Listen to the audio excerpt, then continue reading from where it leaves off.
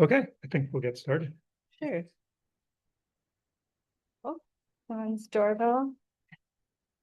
Good morning, everyone. Welcome to week 9 of Simple. Today we're going to be talking about factors that shape our personalities. Oh, hold on. This is also session 12 of the manual, and we are at week 9, so a little over a quarter. What is this image representing today? All right.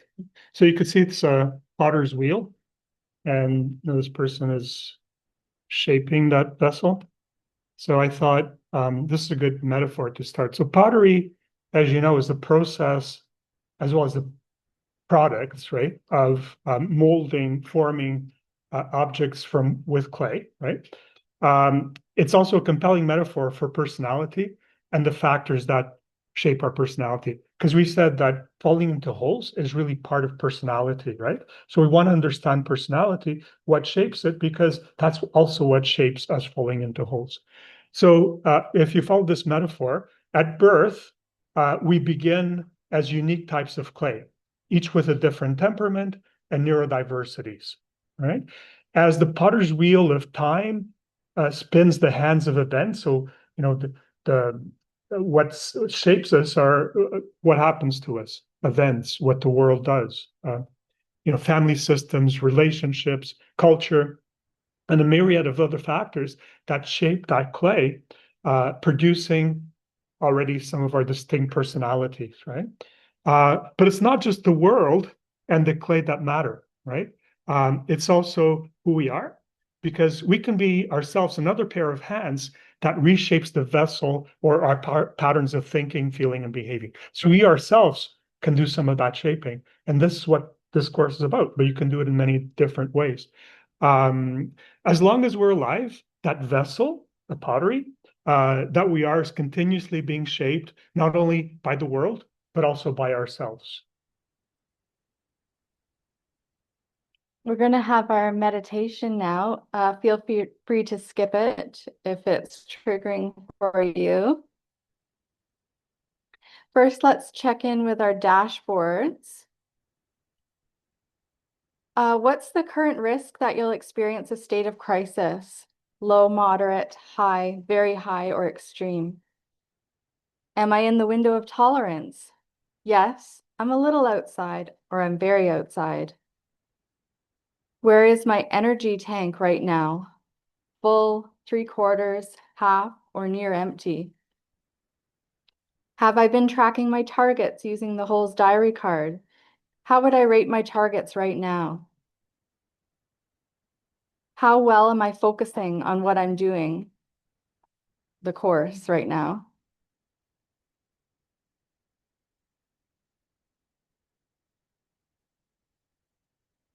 So this is our mindfulness meditation, personality as clay. Take a moment to settle into your seat. Let your hands rest gently. Let your eyes close or soften your gaze. Begin with one slow breath in and a long, easy breath out. Allow your attention to drift toward the simple rhythm of your breathing. Nothing to change, nothing to fix. Now imagine, in the space of your awareness, a small mound of raw clay, soft, unformed, full of potential. This clay represents your temperament, your way of being in the world. Not something rigid or fixed, but something alive, responsive, shapeable. Picture the clay as holding all the raw materials you came into life with, your temperament, your sensitivities, your natural tendencies. Just notice this beginning point, the simple given of who you are. Now imagine hands beginning to work the clay. Some of these hands belong to the world around you, your family, culture, early experiences, joys, and losses. Some shaping forces were kind and steady. Others were rough, hurried, or confused. But each left a mark, a curve, a tilt in the clay.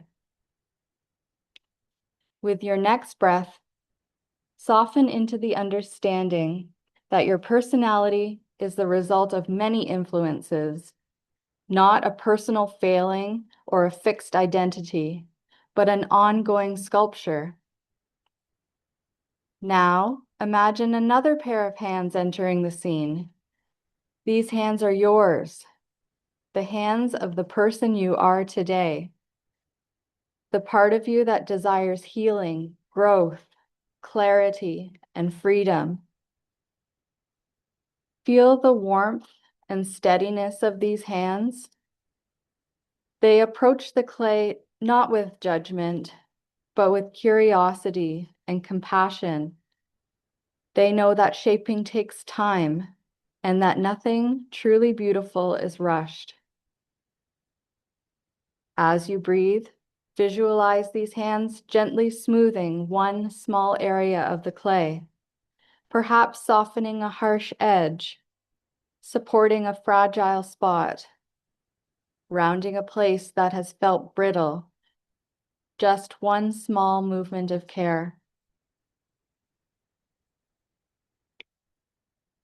Let yourself sense that this is what practice feels like. Not dramatic overhaul, not perfection, but tiny, intentional gestures of self-understanding that begin to change the shape of your life. Now, broaden the image. Imagine that the clay is slightly warmer, more pliable, simply because of your attention. Imagine that every breath you take makes it just a little easier to work with. Stay with this for a moment, breathing, aware of the clay, aware of your own hands, the hands of the healer, the learner, and the grower in you.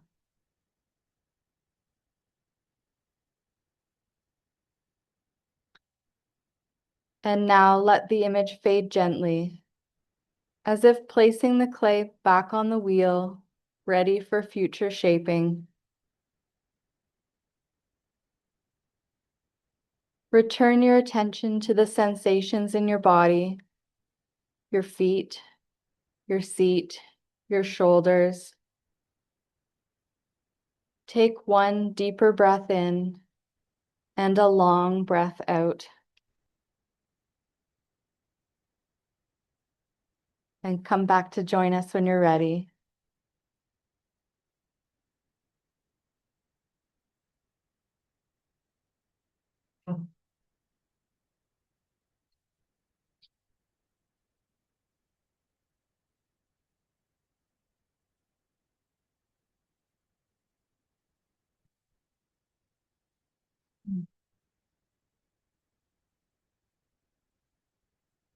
So this is our practice session schedule. So next week, the December 3rd session, we have people lined up until week 26, so that's good. But if you'd like to volunteer, please send an email and we'll get you on the schedule. I think everyone that volunteers finds it really beneficial and empowering. So give that a thought.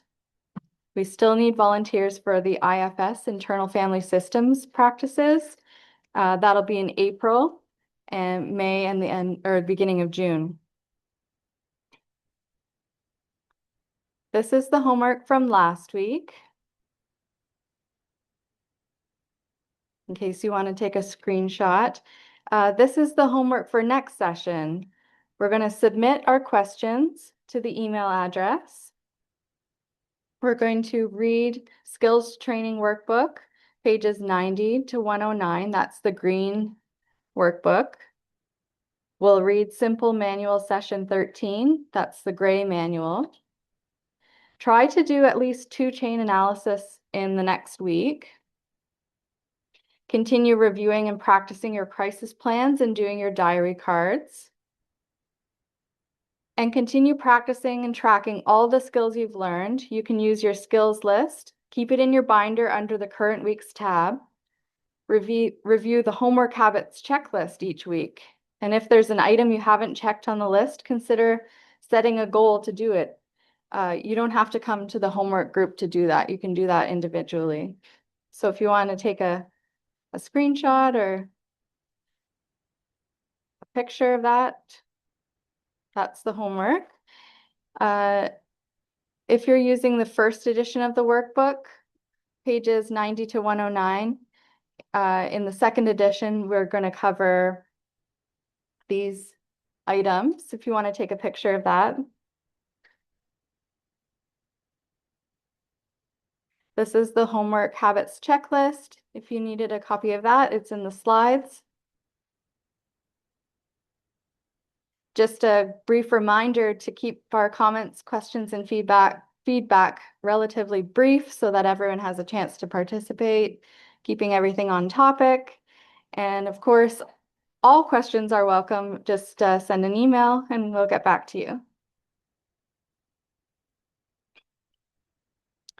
So we're having a holiday get together. It's going to be December 22nd from 12:30 to 2:30 in the boardroom of the Stratford Family Health Team, 444 Duro Street on the second floor. There will be pizza and drinks provided, also a gift exchange, crafts, poems, and re-gifts are encouraged. There'll be games and music and merriment for everyone. The room can only accommodate about 20 people, so the first 20 people that email at itssimple2023@gmail will be able to fit into the room. So we'll send you a confirmation. So far, only 2 people have RSVP'd. So come on, everybody. Reminder, there is no homework group December 1st from 12:30 to 1. The room isn't available, but the Boyne group will be held as usual on that day from 1 to 2:30. Helga and Lynn have RSVP'd. Let's add to the list. This is a summary from last week. Joan and Nicole covered the physiological distress tolerance skills. That's using cold temperatures, high intensity interval training, slow breathing, progressive muscle relaxation, the side to side eye movement, and tapping techniques to immediately bring you into the window of tolerance. These are kind of neat because you don't have to think about them very much. You don't have to work on calming yourself to use them. You can just use them and they work pretty quickly. We also covered the simple tool number 3, the Holes chain analysis. And this is like an assessment tool to help us identify and understand the issues we have or the holes we fall into. It's like being the detective with your magnifying glass, looking around what's going on in the hole. On my summary, I included the algorithm for the chain analysis beside the template, and the template is where you fill out your answers. The algorithm is kind of like the recipe, the steps to follow. So hopefully that's clear, but if not, send an email or come out to the Boyne group where we can do some one-on-one learning. So I wanted to highlight that this is why checking in with your personal dashboard is so important. You'll see that right before a period of activation, you're often out of balance or out of energy, out of patience. I find that to be the case with me when I'm running on empty. My crisis risk is a lot higher. And in doing the chain analysis for your periods of high activation, you get a really clear picture of what exactly happened. And then you can start to see patterns. Okay, this is a different situation, but you know what? It kind of looks like this one that I keep falling into. The details might be a bit different, but the whole is actually quite similar every single time. And you'll get to see those patterns, and then that's when we can make informed decisions about how to move forward, how to make changes. These are the emailed questions. So if I can move this. I like the new format for the course. This is definitely, I can't see. Yeah. Hold on. I think if we press there. Okay, thank you. And let's try to get rid of that. Thank you. Don't breathe too hard. I like the new format for the course. Last year, Joan and Nicole always presented the skills from the Green DBT book at the beginning of the session. And this year you're mixing it up so that sometimes you've done the practice interviews, the theory, or presenting new tools first, and Joan and Nicole after. I find what Joan and Nicole teach is easier to understand, and it's good to introduce it later in the session when our concentration is starting to not be as good. Can we keep mixing up the order like we're doing this year? Let's do a show of hands. Does anyone else feel this way? Like this is a good format? Lots of hands. Okay, great. Keep it up. So if you like mixing up the order, that sounds good. It looks like most people. Is there anyone that feels like Joan and Nicole presenting at the beginning was a better idea? Nobody. Nobody in person. I can't see what Zoom people are saying, but maybe that's a trend.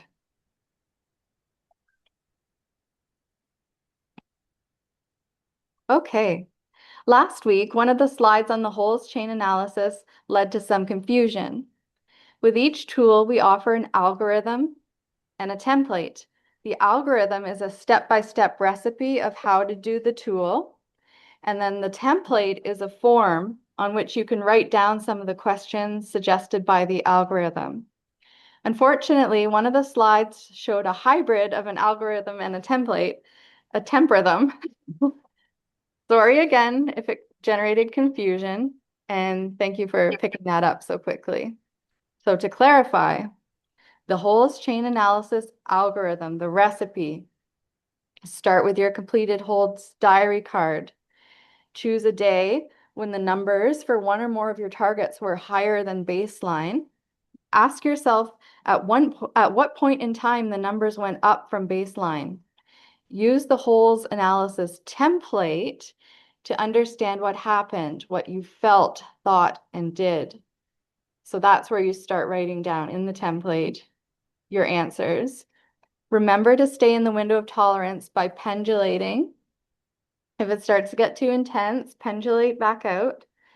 What was the topography of your activation? Did it spike really rapidly and then kind of taper off? Or was it a slow, steady incline? Was there a trigger for your activation? What did you feel when you were activated? Notice the sensations in your body without judging or trying to change them.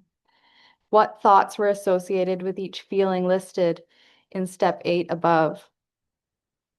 What behaviors or urges were associated with each feeling listed in step 8? And what was your energy balance before the activation on a scale of 0 to 10? You might notice that your energy balance was not very good. And so this is the template, and it's just going to help you give you some sample answers so that you can start thinking and pulling it all together. So this is what we're going to do today. The Simple Manual Session 12, What Shapes Our Personality, Temperament, Character, and Integration. And of course, my summary. Thank you. All right. There was another comment that I actually didn't put in there. It was kind of a question comment. And it was next year, can we have Kate do the whole thing as opposed to just the beginning? Anyways, I don't know who sent that, but I don't like that. Okay. I'm not taking it as a personal commentary. All right. So I was listening to a podcast, and I tell you that I changed these slides up to the last minute. So I was listening to the podcast on the weekend, and it was about planaria. There was a biologist talking about planaria. So planaria, I don't know if you're familiar with planaria. There's a picture of planaria there. They're tiny flatworms. They're about like a millimeter, so really tiny. They're simple, soft-bodied creatures whose brain has only about 30,000 neurons, which is not very much when you think that human brains have about 100 billion neurons, right? So they don't reproduce sexually. They reproduce just by kind of splitting down the middle, right? And the one planary becomes two, um, which in a way, if you think about it, makes them immortal. So the first planaria just kept splitting, and it's still alive because they just kind of keep splitting.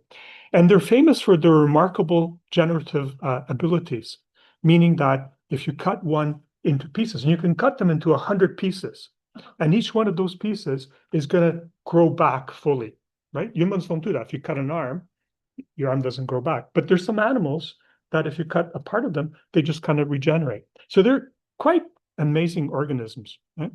So they're also used because of they're so amazing. They're a model organism in regeneration developmental biology. So they're used in labs. Now they're also used in aquariums because they clean the side of your aquarium and fish eat them, right? I don't know if they reproduce once they're in the fish digestive system, but let's talk about another time. So what I was thinking about, so the person who was presenting on Planaria, they're talking about how they have remarkably complex behaviors for an organism that only has 30,000 neurons. And in a way, you're saying they have unique personalities. And remember, personalities is like patterns of thinking, feeling, and behaving. Don't think they necessarily have a lot of thoughts, but they certainly have patterns of, they have sensations and feelings and they have behavior. So the person who was presenting the podcast was saying, well, it makes them really difficult to train because they're each so unique. So it's difficult to kind of train them. And they said some of them, this guy was saying, some of them are really smart, others are really lazy. Some are really curious, and others like they're not curious at all. Some, like if they have a source of food, they just kind of stay near their source of food, and others don't care about food so much. Okay, so you have these tiny 1 millimeter organisms with 30,000 neurons, which have very distinct personalities, according to this biologist. Some are irritable, others are calm. Their personalities, even when they're raised in a stimulus-poor environment, so like just in a dish. There's no lot of stimulus. Nothing happens. Same thing happens to all of them. Not that different environment. They're incredibly diverse, their personalities. And all of that is only with 30,000 neurons. Or if you look at how many neurons we have, it's 0.00003% of the neurons that we have. So even like with that few neurons, you get personality. So personality is mind-blowing. But what's really mind-blowing is some of the experiments that these guys have done. So when you get a planaria, and they do split into two daughter or son organisms, right? So one planaria. And even though they're splitting to two, these two have a very distinct personality from the parent organism. They're just like, the same. They're split off, but they have very, very similar, very different personalities. However, if you cut them, right? If you take a planaria and you cut them down the middle, so you cut, or let's say you decapitate them. So you cut the head off from the body, right? It seems cruel, but they're going to regenerate. Okay? And the head is going to regenerate a body, and the body is going to regenerate a head, right? So when they split, like normal way that they reproduce is by splitting, personalities are very diverse. But when you cut the head from the body and they regenerate, the personalities are very similar. The personality of the head and the personality of the body is going to be very similar to that of the organism before you cut it. The other thing, which really blows the mind, is that so if you train them before you cut their head, right? The part of the planaria the body part that regenerates the head, even though the neurons are in the head, not in the rest of the body, the planaria that regenerates the head is going to remember all the training that it had. So if you train it like in not puzzles, you train them in, what do you call that? Like mazes. Thank you. When you train them in mazes, the part, even without the head, remembers that. So this is like, I just thought this was mind blowing. Hope your minds are blown. Looks like they are. It's like you're going, what? What is he talking about? But anyways, okay. So let's just try to get rid of this here. Okay.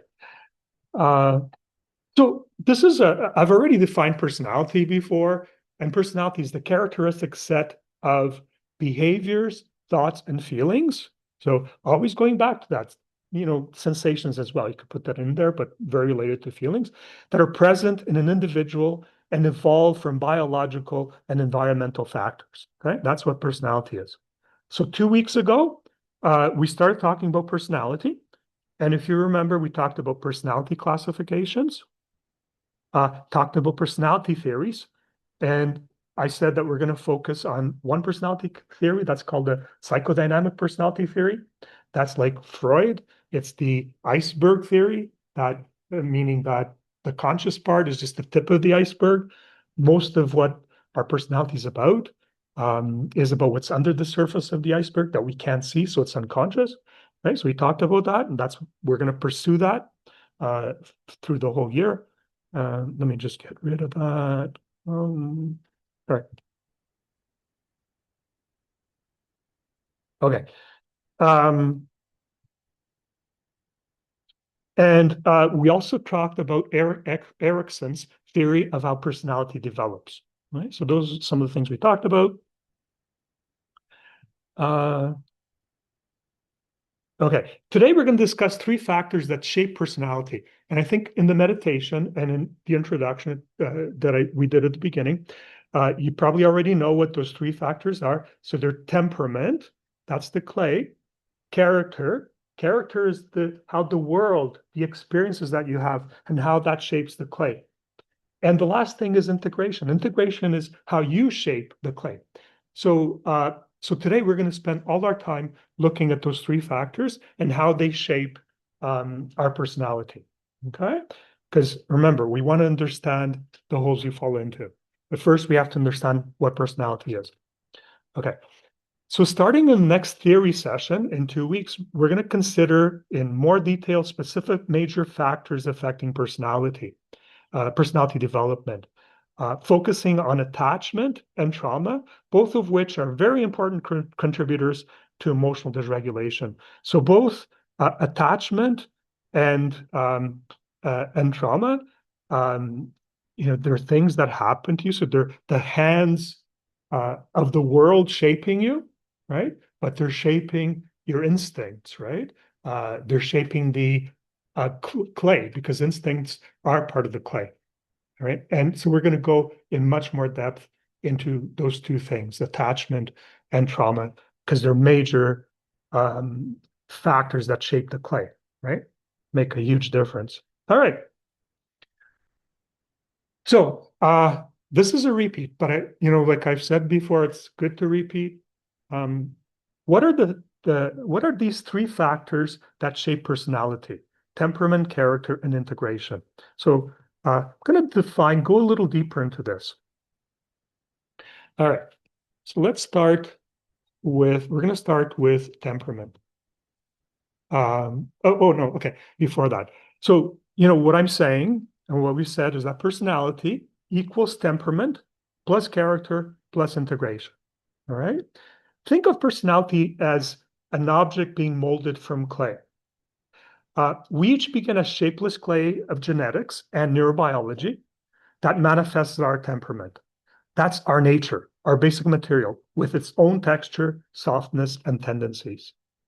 However, not all clay is alike. All right. So potters know that isn't just one kind of clay. Earthenware is soft and easily shaped, but needs support. Stoneware is naturally balanced and resilient. Porcelain is beautiful, but very sensitive and requires special conditions. So those and many others are different types of clay. So that's who we are from the get-go. They're very different types of clay. So this is a good metaphor for temperament. We all begin with the kind of clay we didn't choose. Some of us are softer and more impressionable, some naturally sturdy, some exquisitely sensitive, but harder to work with. This is not to say that any type of clay is better or worse than any other, right? They're just different. It simply means that different kinds of temperament will be differently affected by the hands that shape it, right? And if the hands that shape it take that into account, know that this clay is different, it's going to turn out well. But if the hands that are shaping kind of just don't know how to work this clay, you can end up with a lot of difficulties. Okay. So at birth, the wheel of life begins to spin, and the hands of nurture, which is our family, so nurture is what happens to you, our families, our culture, relationships, traumas, opportunities, they all begin to shape us through pressure, warmth, guidance, and sometimes neglect and abuse. All right. But as I said before, there's also a third factor shaping us, and that's called integration. Because as we grow, we start to realize that our own hands can also shape the clay. We notice our patterns, feel our reactions, and begin consciously shaping ourselves. And this is something we call having an inner locus of control, because some people don't realize that they can shape themselves, right? So they don't even begin to shape themselves. And this whole course is about, helping you to understand that you can shape yourselves and to find effective ways of helping you to shape what's there already. Okay. So integration occurs when we are at the same time the clay and the potter. So we're our own potter, shaping our own clay. One potter is the world, and the second is ourselves when we're mindful, introspective, and in wise mind, observing ourselves. So we don't choose the clay we start with. Some of us are softer, some sturdier, some exquisitely sensitive, but each kind of clay can become beautiful in its own way, depending on how it's shaped and how we learn to shape it ourselves. Right?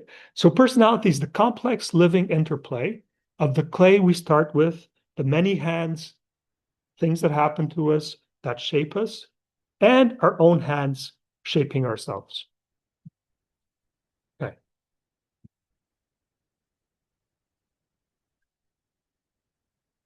All right. So let's go a little deeper. So we're already gone a little deeper. Let's go a little deeper still into talking about nature, nurture, and integration. Okay, so nature is the clay.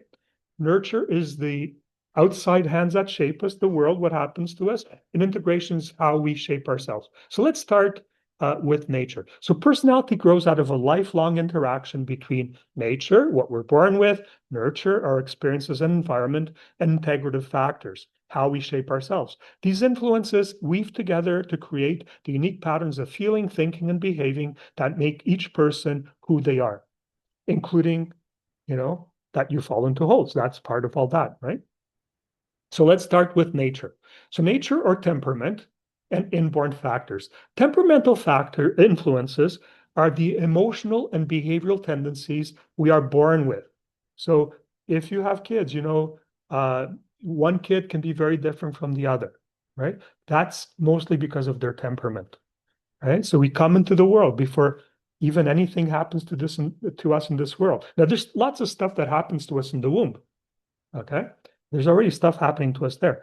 But even before we come into the world, there's already some shape to that clay, but it's mostly clay with a little shape, okay? So, okay. So these inborn factors reflect our biology and shape how we naturally experience and respond to the world.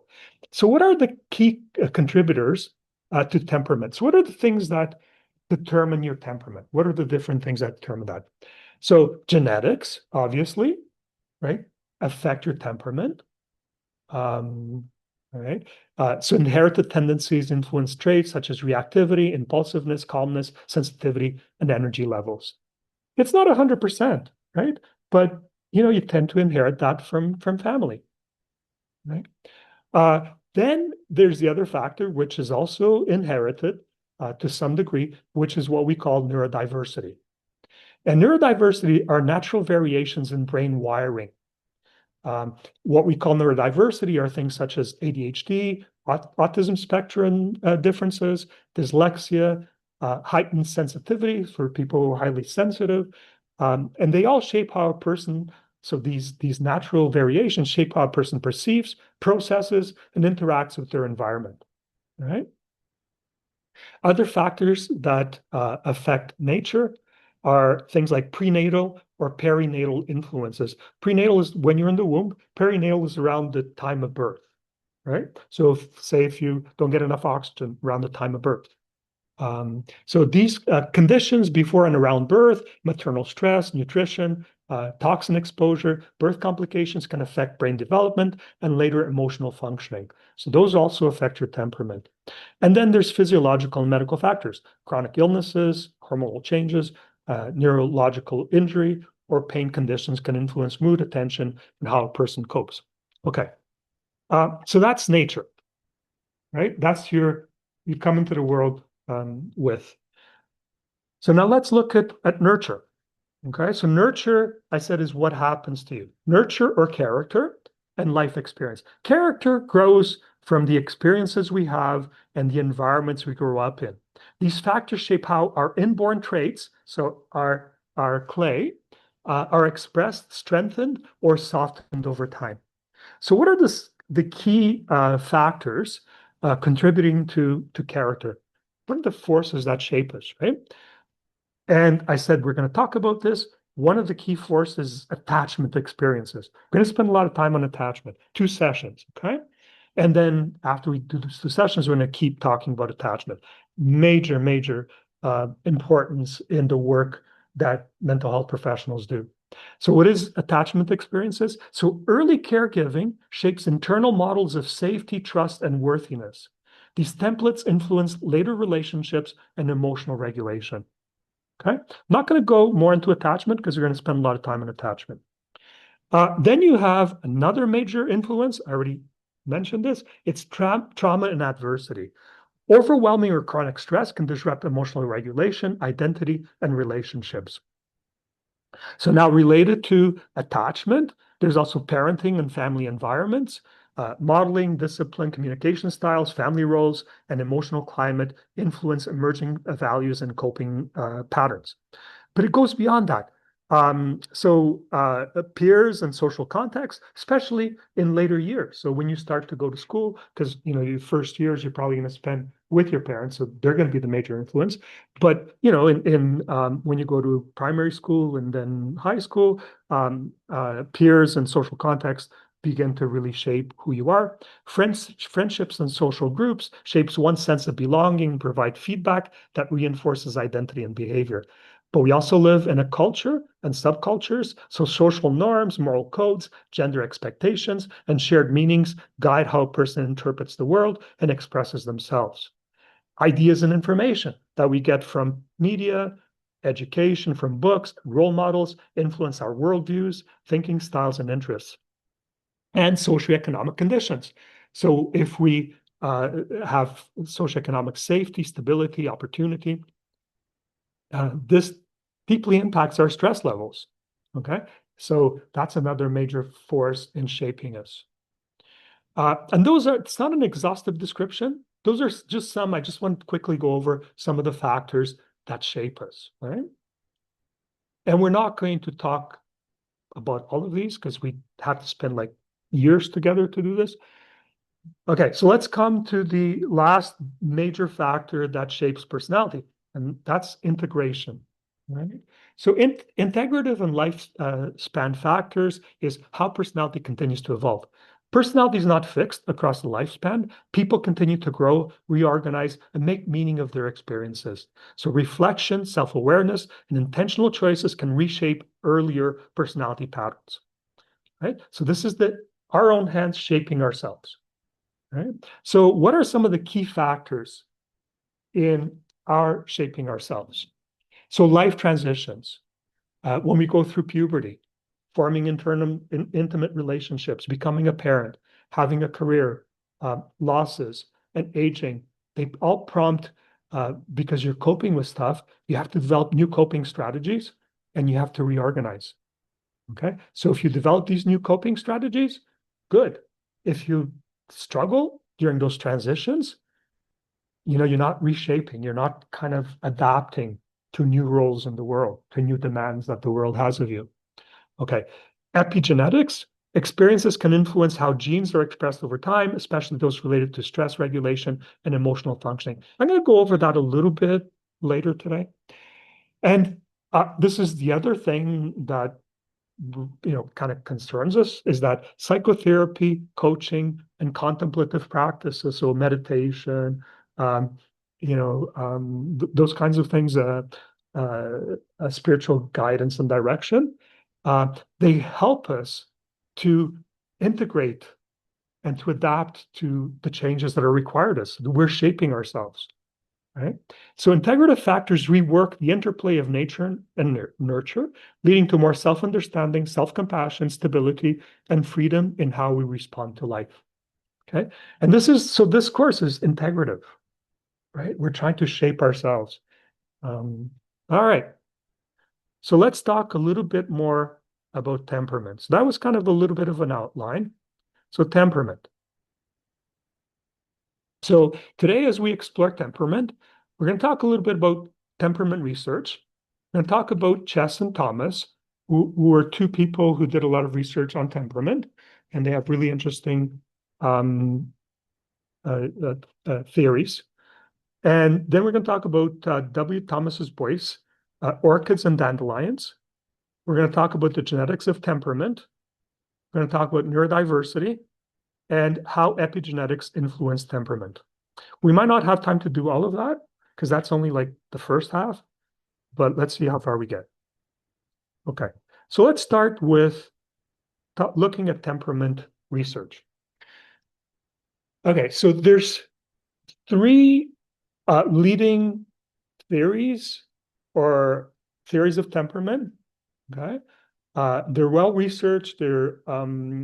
We're going to skip the first two.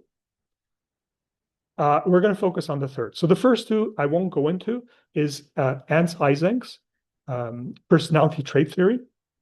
And the second one is Jerome Kagan's reactivity. Won't go into that. They're good to explore if you have time. And they kind of overlap with the one we're considering. They're just kind of looking at the same thing from a slightly different angle.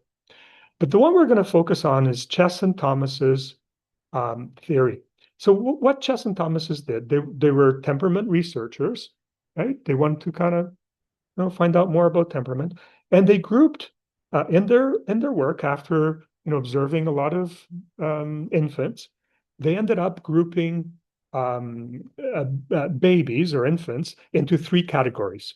All right. So no, this was like earlier than infancy. This was like just a few weeks old.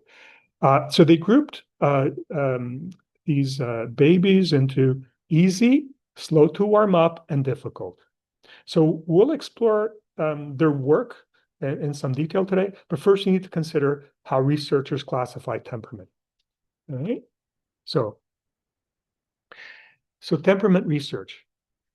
So temperament, as we said, is defined as the individual's biological bias for certain feelings and actions. Temperament first appears during infancy and early childhood, and is sculpted by the environment into large but still limited number of personality traits. Okay. In temperament research, three qualities are viewed as being fundamental. So this is for temperamental research.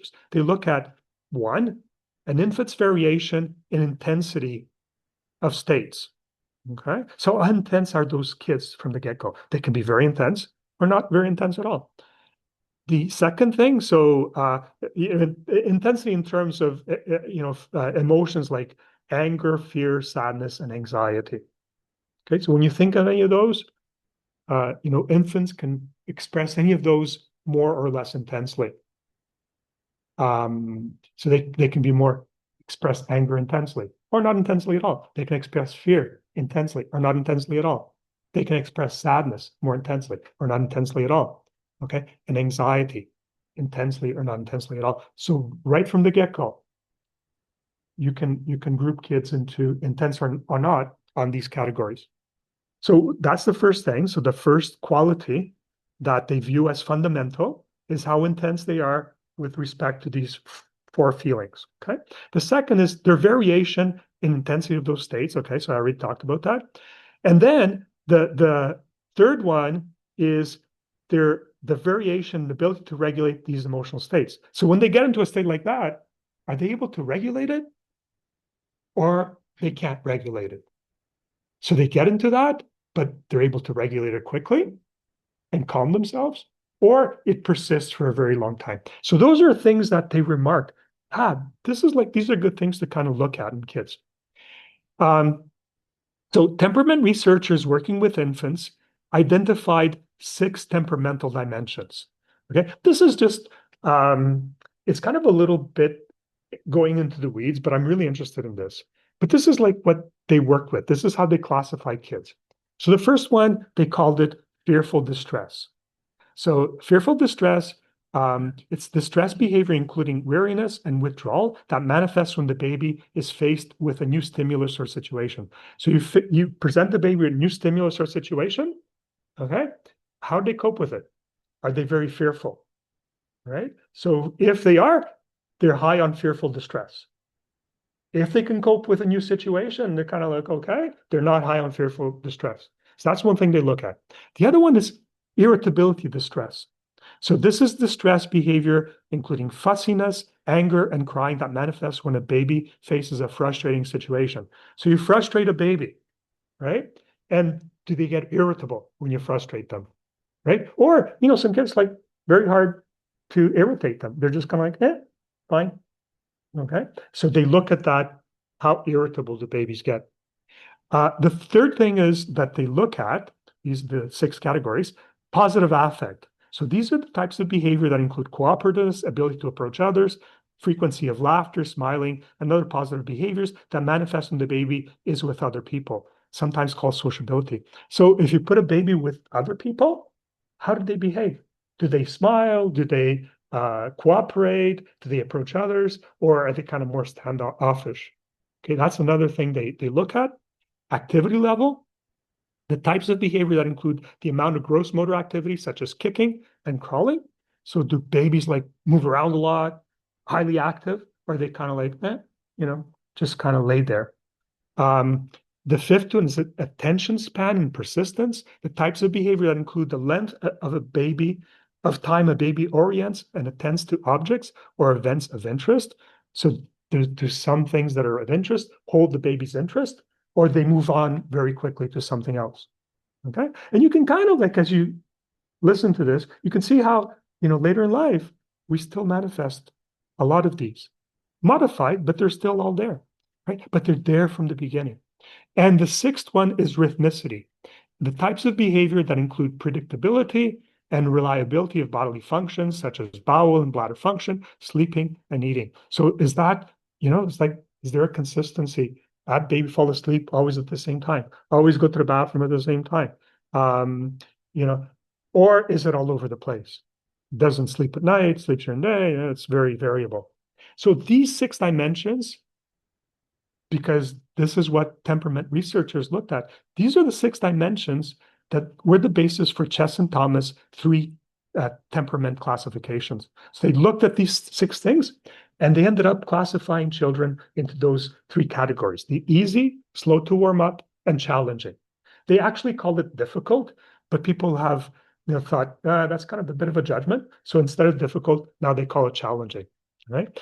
But Chess and Thomas classified the infants based on these. That's what they were looking at, these different qualities. Okay. All right. So let's talk a little bit more about Chess and Thomas. I gave you a little bit of background about how they were looking at kids, what temperament classifications are. Okay. So in 1956, Alexander Thomas, Stella Chess, they were married to each other, and Herbert Birch launched what's called the New York Longitudinal Study. Now, that study continued until 1988, so a very long study, like over 30 years. And it's regarded as the iconic study into personality types and temperamental traits because it went on for so long. Very difficult to do a 30-year study. So the researchers started by observing the above described six temperamental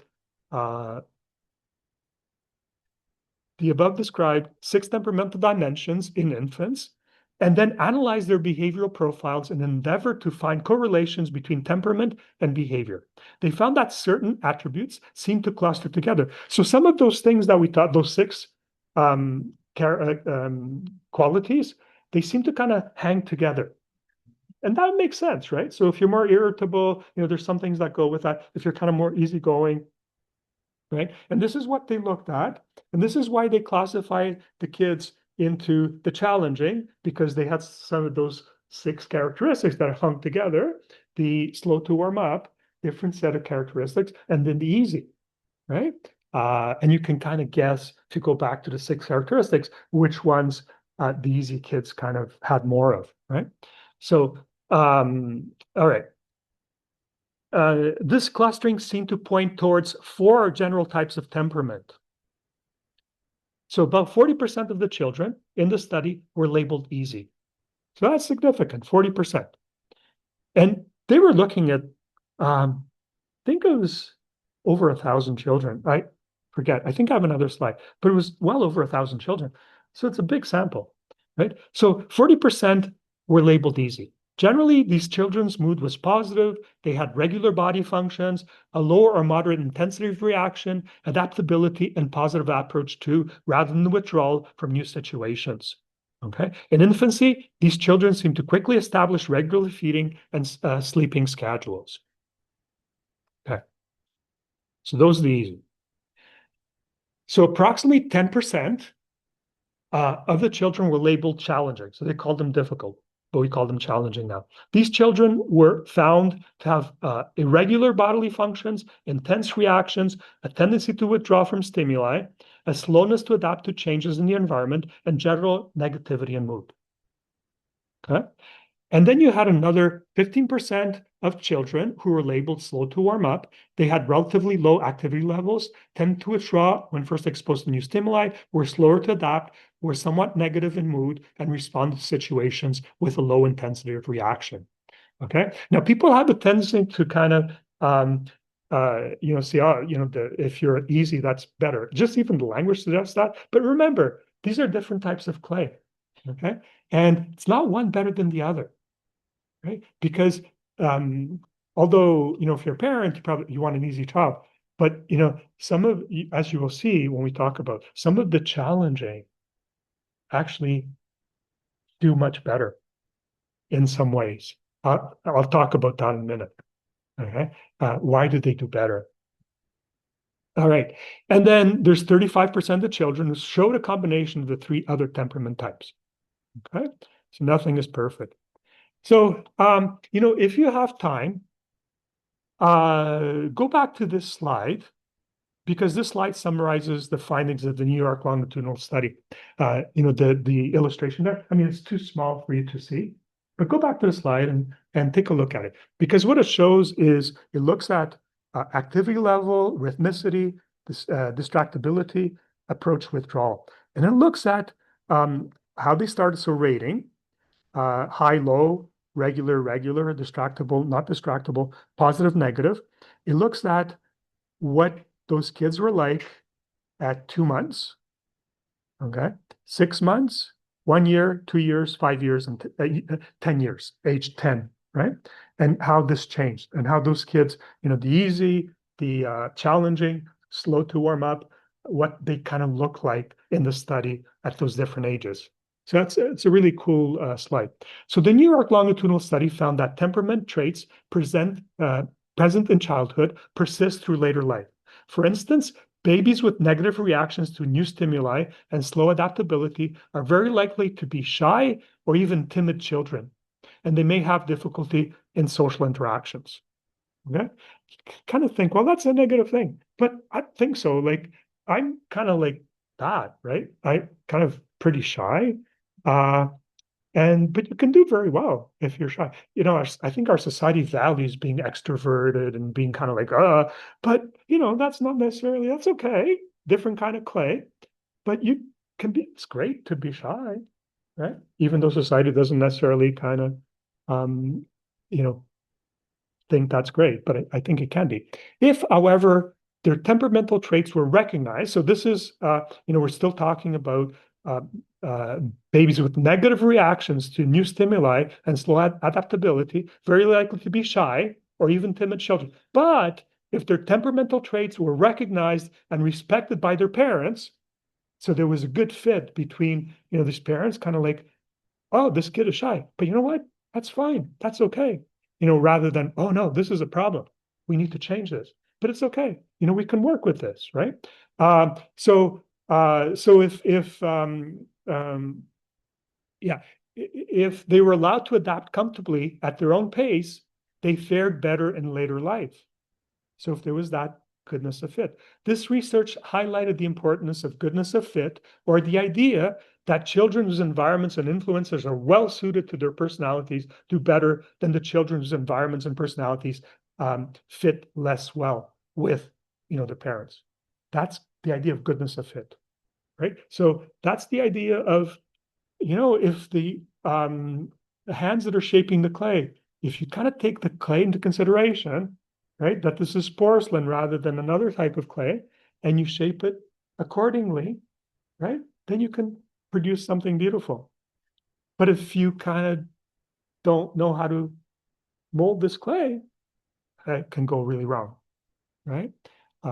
If you don't have those skills to do that as a parent. So challenging and slow to warm up children also tend to have more difficulty with peers and were more likely to be bullied. The results of the New York longitudinal study suggest a groundbreaking reinterpretation of human development.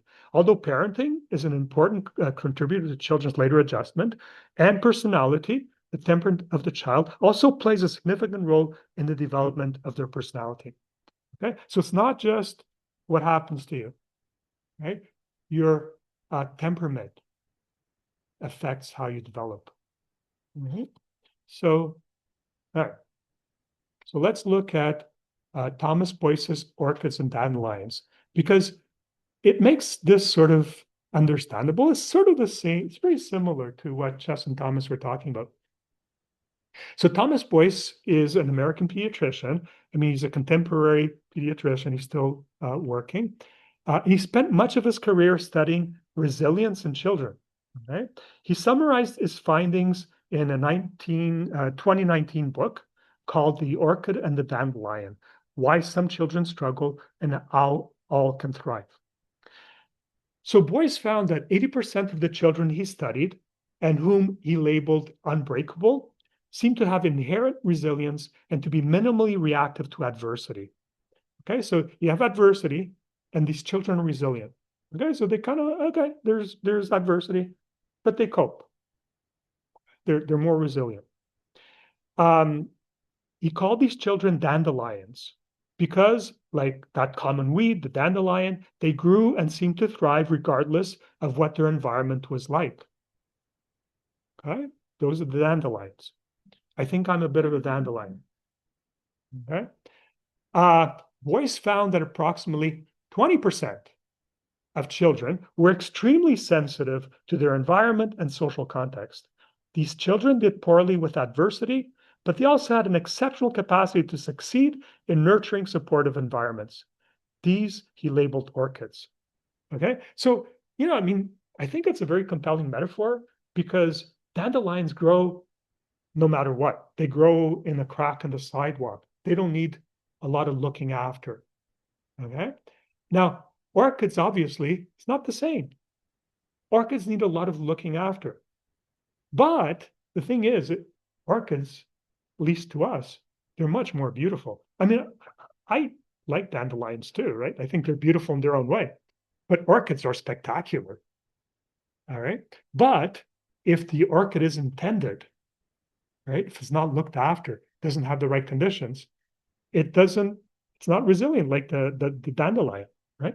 So this was an interesting observation Boyce made. Okay, 10 o'clock, we're doing good. All right. There is an overlap between Boyce's dandelions and Chess and Thomas's easy children.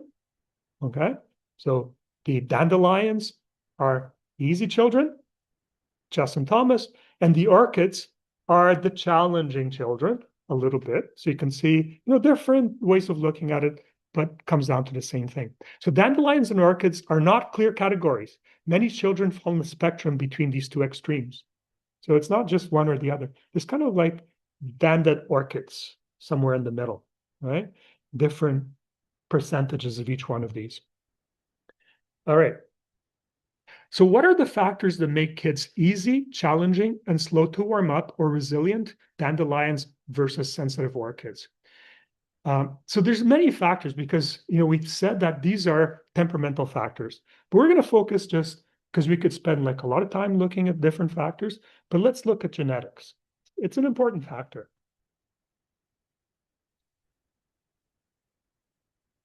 So let's look at the genetics of temperament. I think this is like pretty interesting. All right. So we were talking about, how sensitive people are. There's the concept of being highly sensitive to your environment, not being very sensitive to your environment. I'm not very sensitive to the environment. Okay. My wife is very sensitive to the environment. So it's environmental sensitivity.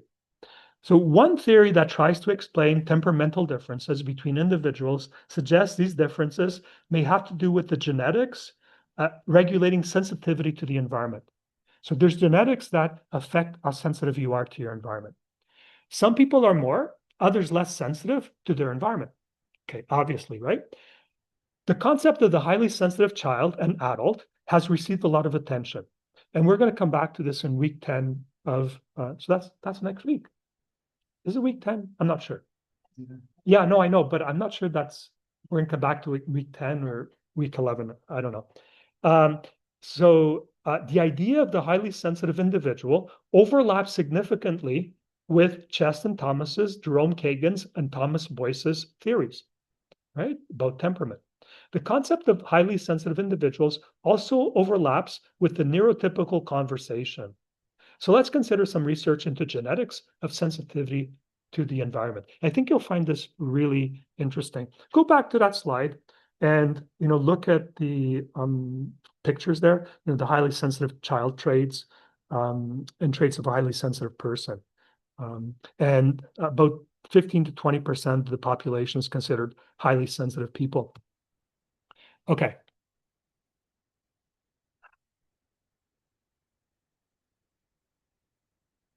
Okay, so I'm going to get into a little bit into genetics. If you don't follow this, it's okay. Don't worry about it. Okay. So everybody in this room, all humans, our genes are very, very similar. Okay? So we have the same genes. We all have the same genes. All humans have the same genes. But each gene is slightly different in each person. There's kind of like maybe a couple of nucleotides that is different one person to the other. We still have the same gene. We just have like slight different variations of that gene. Okay. So most genes come in a variety of slightly different forms. For example, when you think about eye color, we all have genes that are related to eye color, right? And related to eyes and all that. We all share that. But what makes for people have green eyes or blue eyes or brown eyes is just a slight variation in that gene, in those genes. So we have the same genes, just a slight variation. So these slight differences, the slight different forms of the same gene are called alleles. So we have the same gene, but we might have like slightly different versions. Those different versions are called alleles. So, one of the things that you've heard is that, I'm sure you've heard about serotonin because, mental health, we talk a lot about serotonin. And you probably heard that the levels of serotonin at the neuronal synapses have been implicated in mood and anxiety disorders. That's why serotonin reuptake inhibitors, which raise the level of serotonin, that's why they're used for anxiety and depression, right? So, I mean, this is a theory. And so if your serotonin at those synapses is low, then you might have more anxiety and more depression. That's the theory, okay? And we try to raise those levels. So now this is where you get into the genetics, right? So there's a gene called a serotonin transporter gene. It's located on chromosome 17. Codes for a cell membrane protein that reuptakes serotonin into presynaptic neuron. This gene has two alleles, L or short and S. So L or long or S or short. The long allele is more efficient. I'm going to explain this. I'm just reading it. Now I'm going to explain it to you.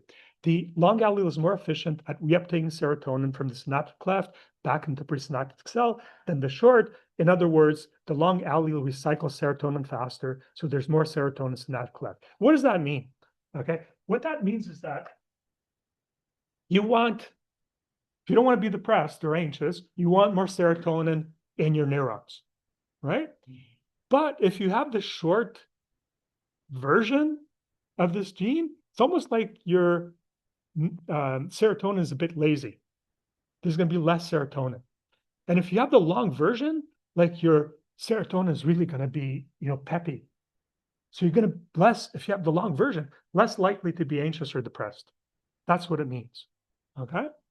So now this particular serotonin transporter gene comes in those two varieties. So we either have one, everybody either has one or the other, right? So you either have a long or you have a short. Okay. But so we have two copies of each gene, one from our mother, one from our father, right? And we pass on one copy to our children, right? So that means that each one of us, when it comes to the serotonin transporter gene, we have either two long, and then we really have peppy serotonin. We might have like one long, one short gene, and then we have like intermediate serotonin, or we might have two short genes, which we have really lazy serotonin. So guess who's going to be more likely to get depressed? So it's the person who has two short genes because they're lazier, they don't produce as much serotonin. Okay, that's like a simplified version of this whole thing. All right. So now this is something actually, if you've ever done 23andMe or any of the other genetic testing kits, they can actually tell you if you have, two L's or an L and an S or an S and an S, right? And that actually kind of does correlate with, your anxiety and depression, your likelihood of becoming anxious and depressed. You're more vulnerable if you have the SS or the SL than if you have the LL. Okay. Now, if there aren't negative environmental influences, the risk of anxiety and depression, no matter what kind of these alleles you have. So if you're there's no big stress, doesn't matter if you have SS, SL, or LL, right? You're going to do okay, right? Even with the I don't mean to be judgmental, but even with the lazy genes, the SS, the short ones that don't produce a lot of serotonin, there's not a lot of stress in your environment. That's still going to be enough. Still be enough serotonin to get you through. It's like when the stress starts to accumulate, that's when those alleles need to be peppier.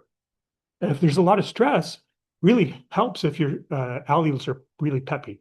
Does that make sense to people? Okay. Now, I just told you about one of the genes that affects serotonin metabolism. So far, people have identified 4 or 5 that affect serotonin metabolism, meaning the level of serotonin you have at your synapses. It's not just that one. There's 4 or 5 others. So you can start to see how the genetics of depression, anxiety, we're learning a little bit about it. Okay. So this is where this is the important piece here. So this slide is called so short or lazy, L, or peppy, forms of that serotonin gene, right? And your susceptibility to depression when you're exposed to stress. All right, so the bottom here, just interpret this for you. So the vertical axis where you see, 0, 5, 10, 15, 20, 25, 30, that's percentage. Percentage depressed at 26 years of age. Okay, that's the vertical axis. Now let's start with, know if you guys can see this. 0 to 2 stressful life events. Right? That's this column here. That means you didn't have a lot of stress. Right? So the rates of depression, right, in people that don't have a lot of stress, not that different.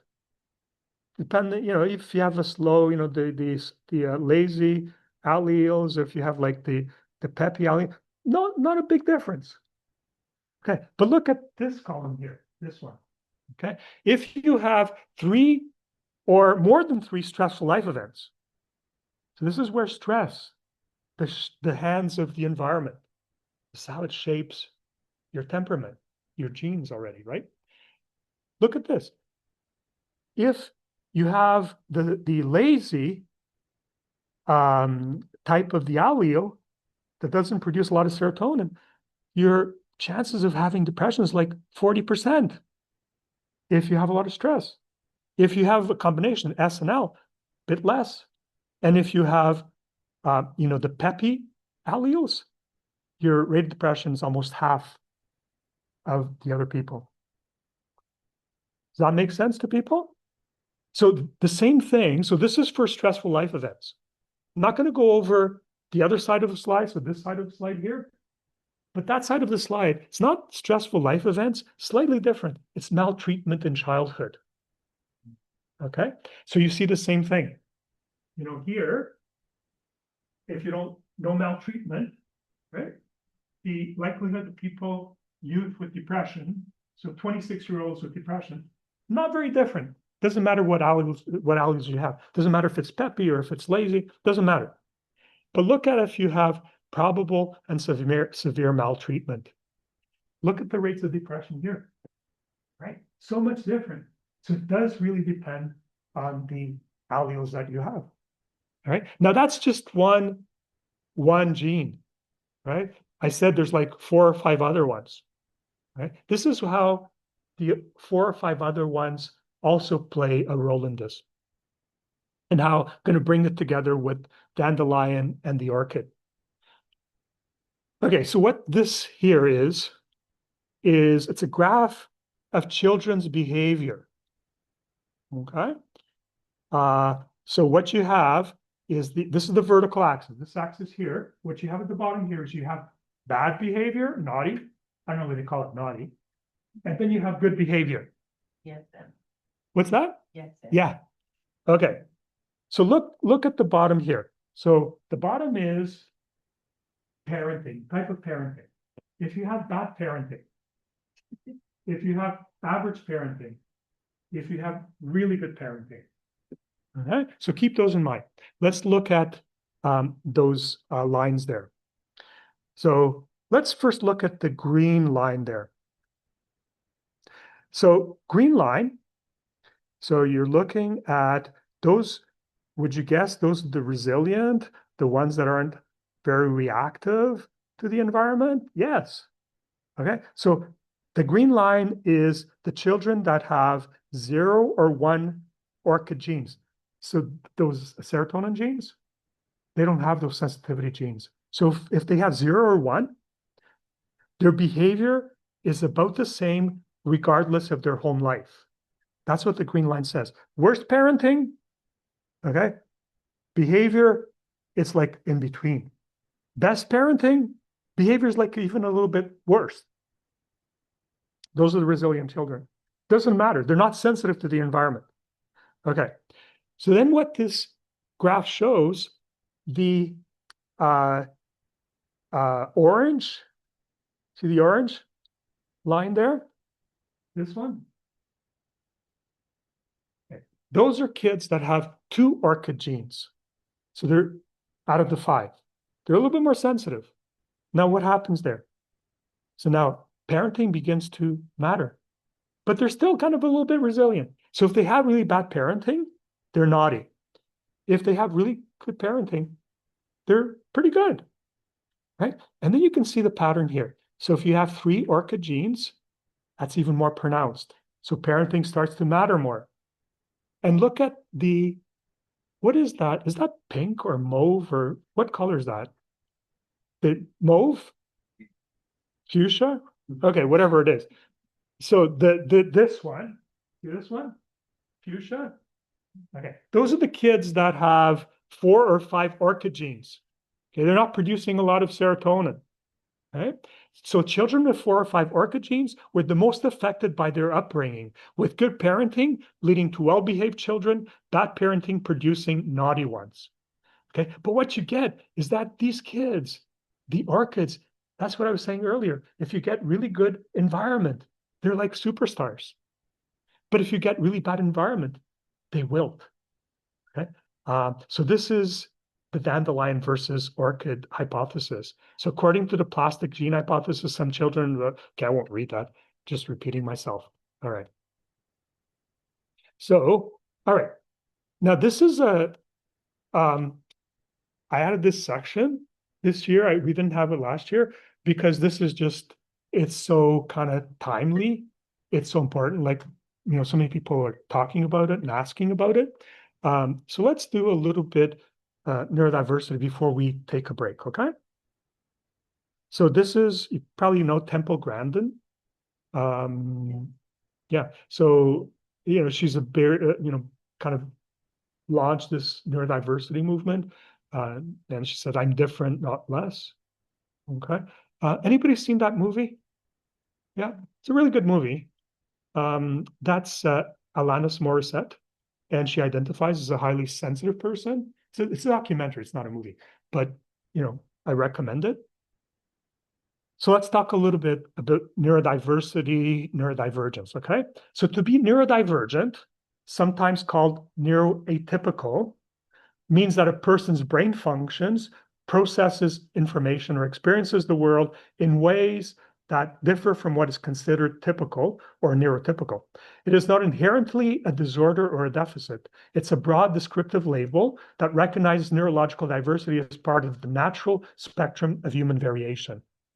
So the term is umbrella-like. It can cover many experiences, such as neurodevelopmental differences, autism spectrum conditions, ADHD, dyslexia, dyscalculia, dysgraphia, dyspraxia, developmental coordination disorder, Tourette's and tic disorders, epilepsy, sensory processing differences, traumatic brain injury, certain mood or psychiatric conditions, though this is debated. Some use neurodivergent only for developmental differences. Others include conditions like bipolar or OCD. It's like, how big is the tent, right?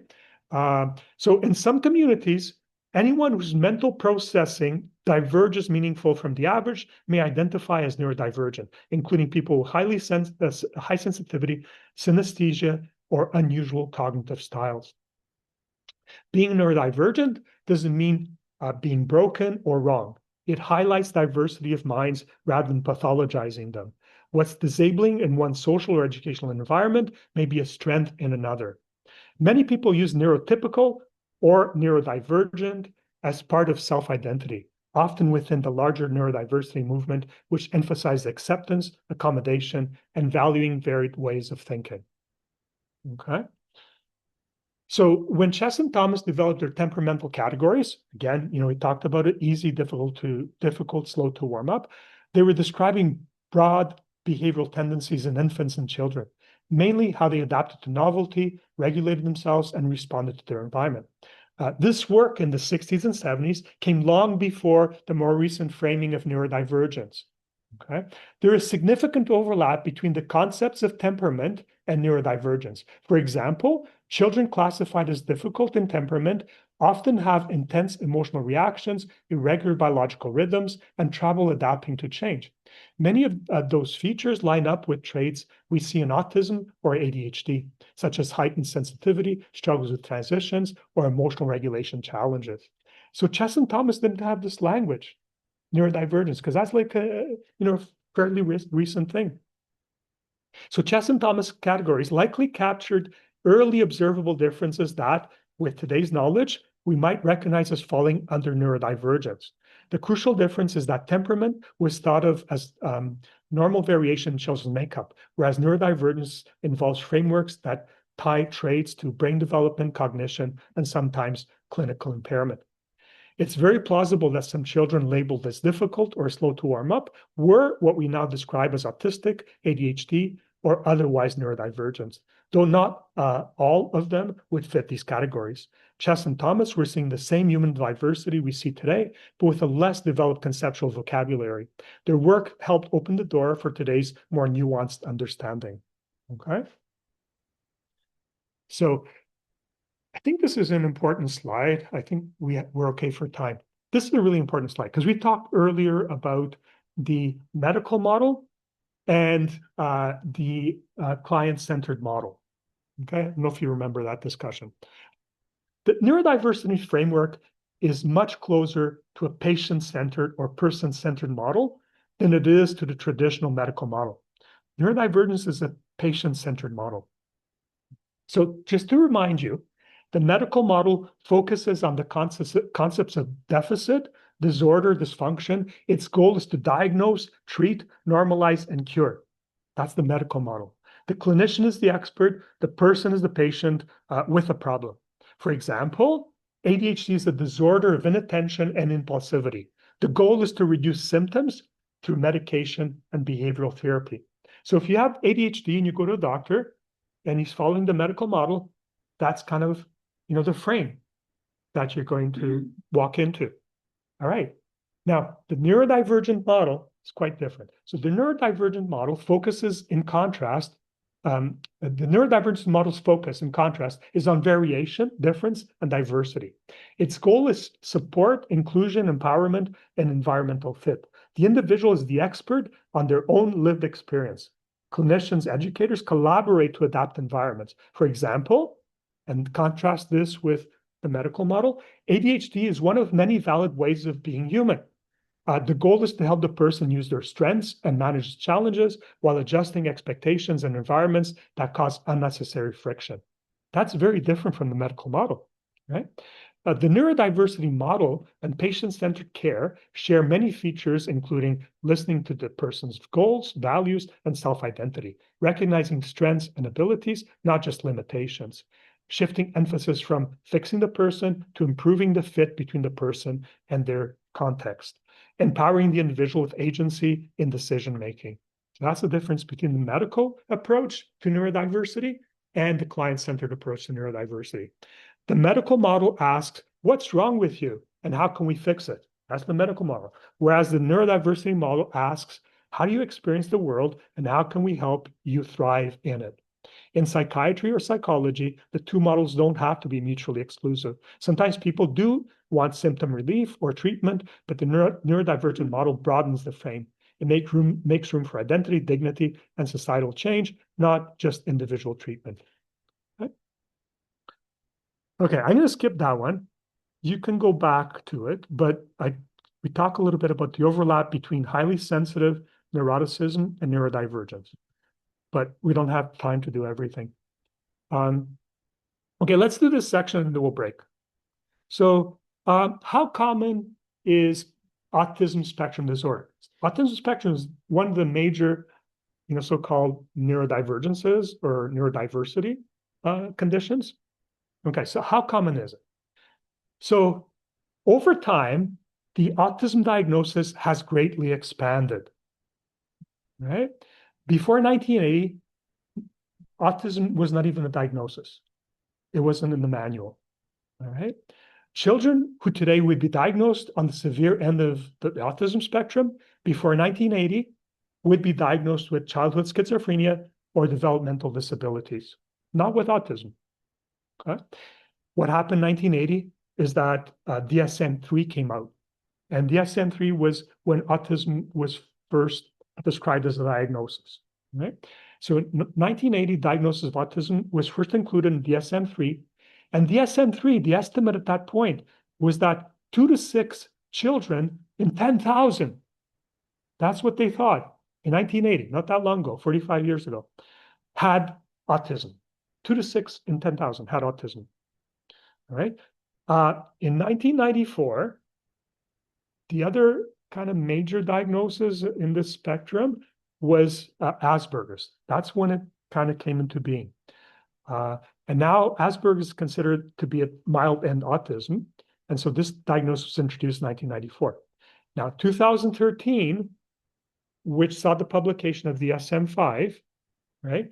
Asperger's and autism were collapsed together or merged together, right? And so there's no more Asperger. There's no more autism. Now it's called autism spectrum disorder. So the Center for Disease Control in the US began collecting data on the rates of autism in 2000, right? It's the first year they collected data. So whereas DSM back in 1980, they were estimating that there were 2 to 6 people in 10,000 or children 10,000 that had autism. Look at this, in 2000, the CDC estimated that 1 in 150 children met the diagnostic criteria.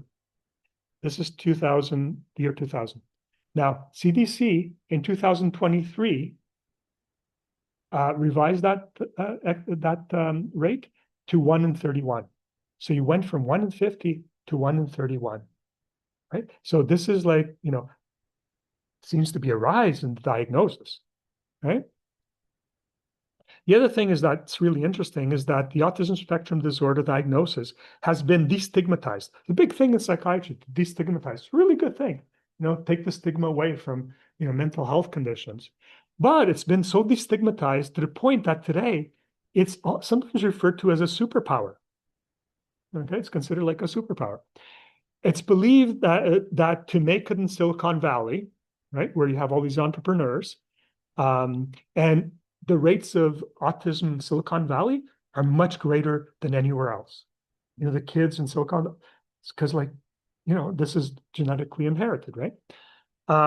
So to make it in Silicon Valley, you have to have RIS and TIS. Anybody hear about that? So RIS is, you have to have, RIS is charisma, and TIS, you have to be on the autism spectrum, right? So it's become kind of a badge of honor. You have to have RIS and TIS. It's thought that Einstein, Mozart, Tesla, and Elon Musk all likely fall into the autism spectrum. Okay, there's now a movement advocating, because this autism is such a broad tent that you have such different people in this tent. You have people that are very highly functional, and then you have people that can't function very well at all. So there's a movement advocating for the creation of a new diagnostic category called profound autism to distinguish those people with autism that are not verbal and cannot live independently, to distinguish them from the milder forms of the spectrum where people can function okay on their own and even function very well sometimes. And I think this is also interesting. I put it in there. So you might have heard of this. In 1998, a British gastroenterologist, Andrew Wakefield, published a paper in The Lancet, which is a prestigious medical journal in Britain, claiming a link between the measles, mumps, and rubella vaccine and autism. All right? So you hear a lot about this today. RFK talks about it all the time because he's a lawyer, right? And he was suing pharmaceutical companies, right? So now he's like convinced that autism, is caused by vaccines, right? Which has led to a movement where people just don't vaccinate their children. And these diseases are making a comeback, and these diseases are devastating, right? Now, thing that isn't really talked about was that his work was later thoroughly debunked, okay? And he actually lost his medical license. And the study was retracted by The Lancet because his study was based on 12 children, okay? Not only that, but there were a lot of methodological flaws with this study. There were undisclosed financial conflicts of interest and even data falsification. And since then, because of this and because of all that's caused, there have been large, high-quality studies involving hundreds of thousands of children that have shown no link between vaccines and autism. Okay? And his claims are not considered fraudulent. But despite that, there's this whole thing about don't vaccinate your children. It causes autism. Okay? So just thought I'd put that in there. A couple more slides and then we'll take the break. So we already talked a little bit about how common autism spectrum is. There's also a gender difference. Boys are diagnosed 3 to 4 times more often than girls, though this gap is narrowing as we better recognize how autism presents in females. More masking, less overt stereotypical behavior. Recent studies of adults suggest a prevalence is similar in adults, meaning many were simply missed or misdiagnosed in childhood. Because in the it only became a diagnosis in the 80s. And the early years, people were not diagnosed because they weren't aware of it. So a lot of people went through life undiagnosed, same thing for ADHD. And now they're going, oh, could it be that, that's something that I suffer from? Okay. What about attention deficit disorder, hyperactivity disorder? So worldwide, about 5 to 7% of school-age children thought to have ADHD. In the US, it's about 9.8% or 1 in 10. All right. In adults, it's about 2.5 to 5% that meet the criteria. Many were not diagnosed in childhood because it wasn't looked for, especially women. And there's also a gender difference. Boys diagnosed more often in childhood, but adult rates between men and women are closer, again, reflecting underdiagnosis in girls. And there's what we call a comorbidity between autism spectrum and ADHD. So they overlap. You can have both. A lot of people have both. So 30 to 50% of autistic people also meet ADHD criteria and vice versa. A significant minority of people with ADHD show autistic traits. Both are considered neurodevelopmental conditions, not psychiatric disorders in the classical sense. They arise from differences in brain development and wiring. Okay, if you want to read a really good book on autism, I'd highly recommend this book.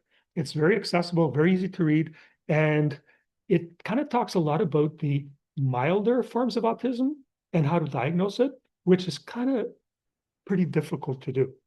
But really, really good book. If you want to take a picture of it, go ahead. All right. Okay, how are we doing for time? Let's take a break because it's 10:30. Okay, I think I'm going to skip over this slide just for the sake of time. I mean, it's super interesting. I encourage you to go back and look at it because from the neurodivergence perspective,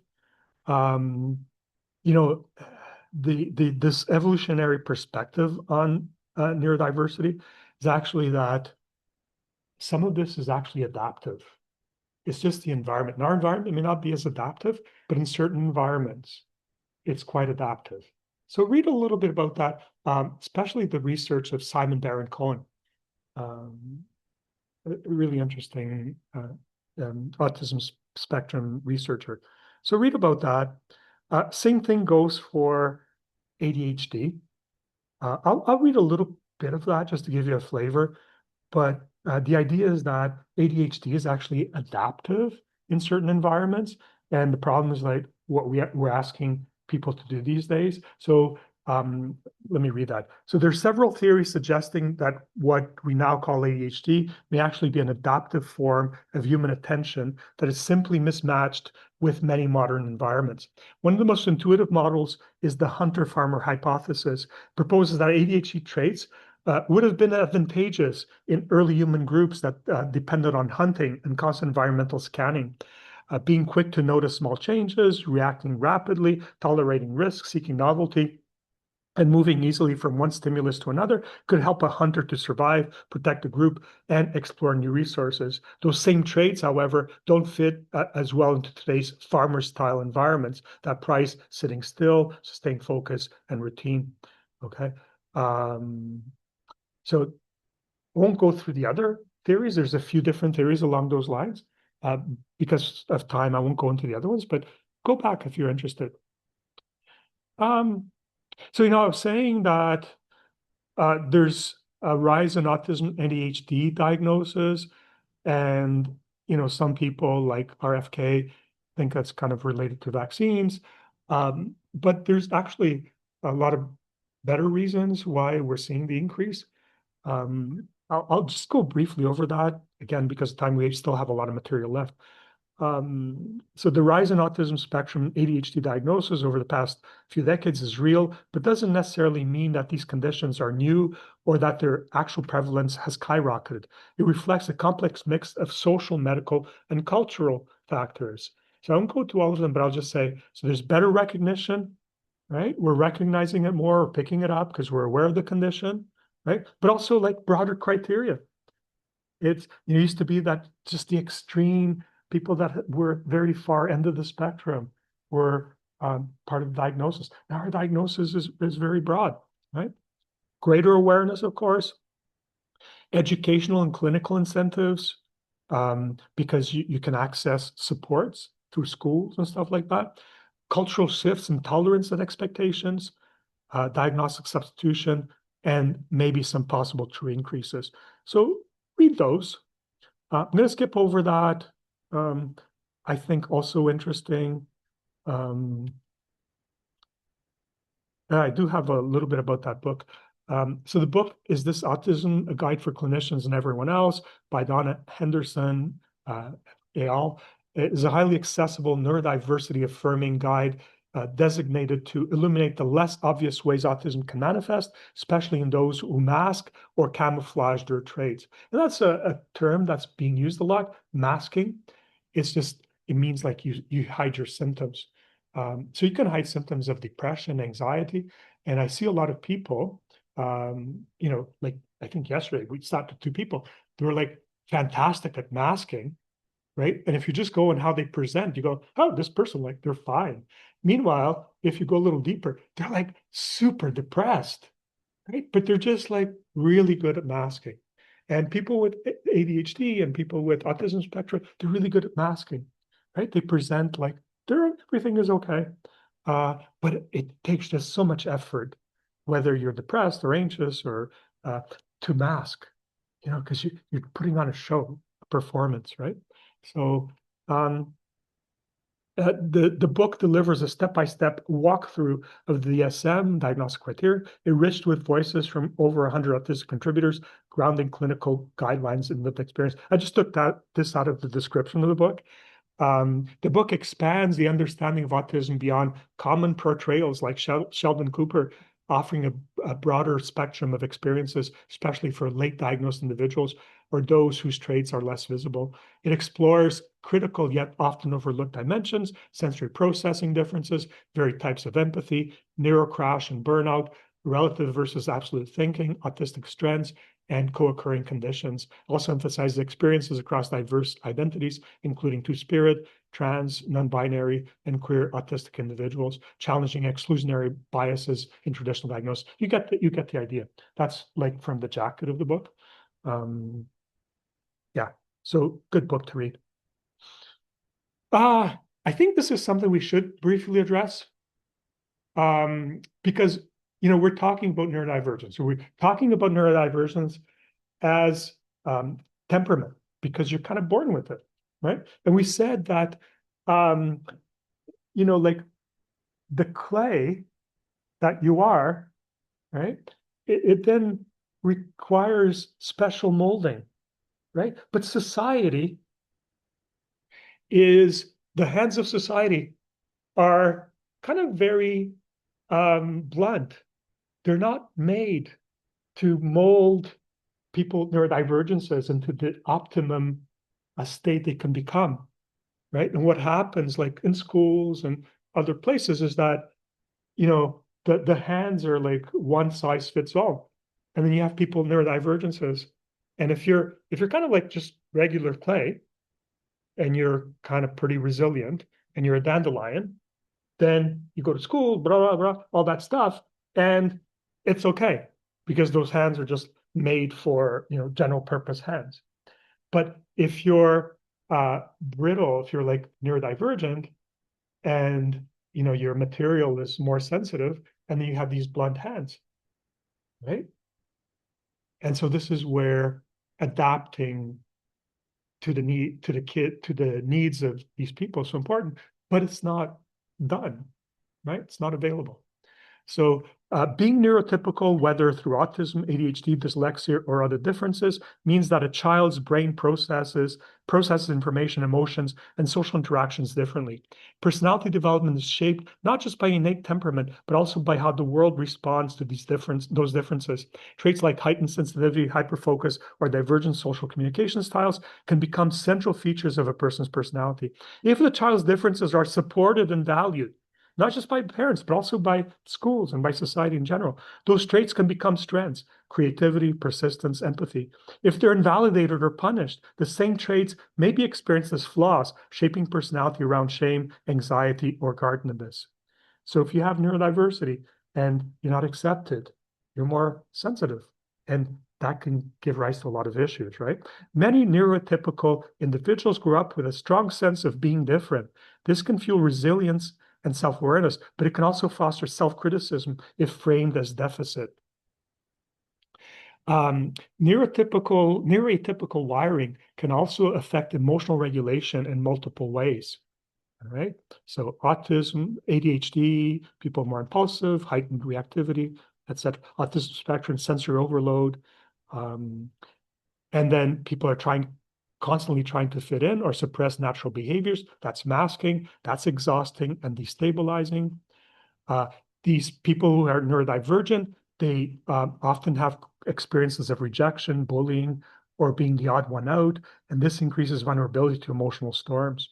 Many neurotypical individuals process stimuli more intensely. This lowers the threshold for dysregulation. It's harder for them to stay, the dashboard. The dashboard kind of goes off kilter more easily. People, neurodivergences, they do have higher rates of anxiety, depression, and trauma history. So about 37% of people with ADHD struggle to regulate emotions.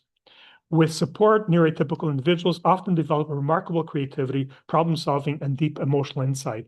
Without support, chronic dysregulation can lead to explosive anger, shutdowns, self-harm, or withdrawal, which then further shapes personality around defensiveness or inhibition.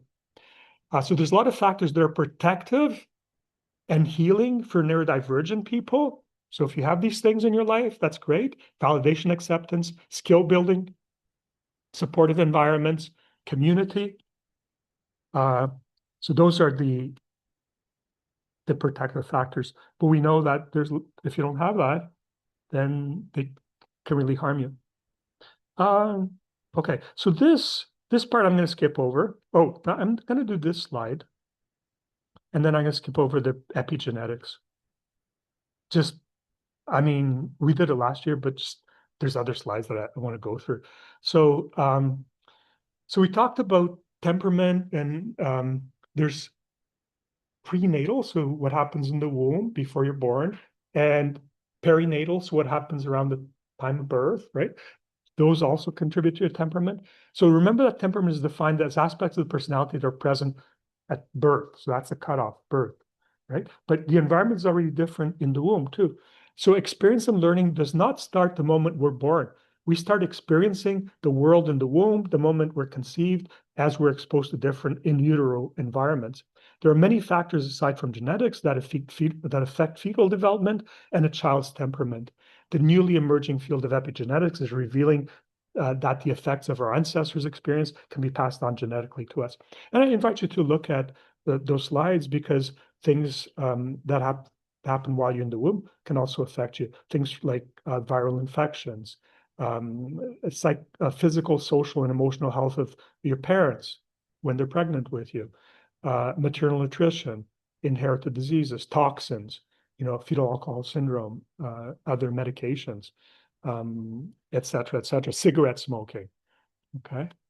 So we're going to skip over that for the sake of time. Okay, we did the poll. If you want to rate yourself, go to the website and try to find out whether you're an orchid or dandelion. There's a few questions that'll help you to do that. There's a temperament scale that you can take as well. Help you to see whether you're slow to warm up, easy, or challenging. This is like more done for infants, but you can take it yourself as well. That's an autism quotient test, which is a kind of like a screening thing that I haven't been using it a lot, but I think going forward, I'm going to try to use it more. So it's 50 questions you can do yourself. And there's scales that interpret those. So feel free to go to the website and look at that. And then this is a scale that we do use a lot, which is the adult and self-report scale symptom checklist. We do use this a lot as a screening tool for ADHD. Okay. Yeah, I'm not going to go over that because it's about 8 minutes, but I don't know if you guys know this song, Anthem. And it's a lovely song. I might just play like a minute. Leonard Cohen's like my favorite singer, but there's a line in the song which I allude to. That's why I put the slide. I was going to play this during the break, but I forgot.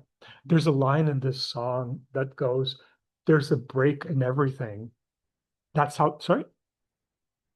Sorry. There's a crack in everything. That's how the light gets in. Okay.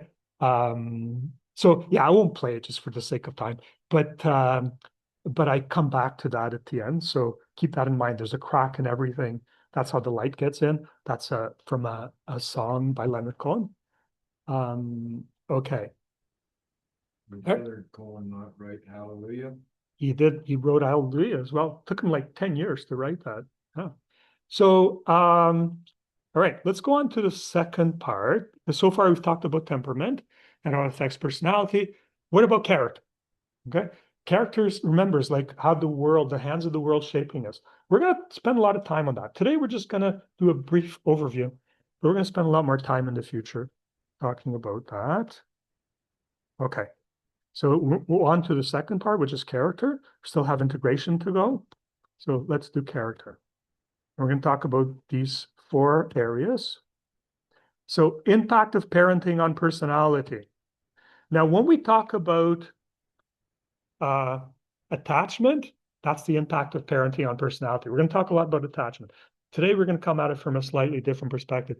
In the poll, I asked you something about this. So I asked you whether the home you grew up in was warm or cold, structured or unstructured. Okay, so keep that in mind as we talk about this, okay? Because that has a deep effect on your personality. All right. So character describes the aspect of personality that develops because of a person's experience with parents, peers, other important people, and life events. Parenting is defined as the activity, so it's not just with your biological parents. It's defined as the activity of bringing up a child. Parenting can be done by intact families, single parents, siblings, communities, shared custody, foster and adoptive parents, or even in an institutional setting. Okay, so when I say parenting, it's not just like your parents. It could be like any of these different arrangements. So we will elaborate further on the effects of parenting and on personality when we discuss attachment. We'll talk a lot about that. So parenting is critical in early life. When you get to school, so there's other influences that are more important, like your peers and friends and teachers and stuff. But early in life, most of us are mostly exposed to parents, right? So that's why they have such a big influence on us. As a child ages, peers and other figures start to have more of an influence on their character.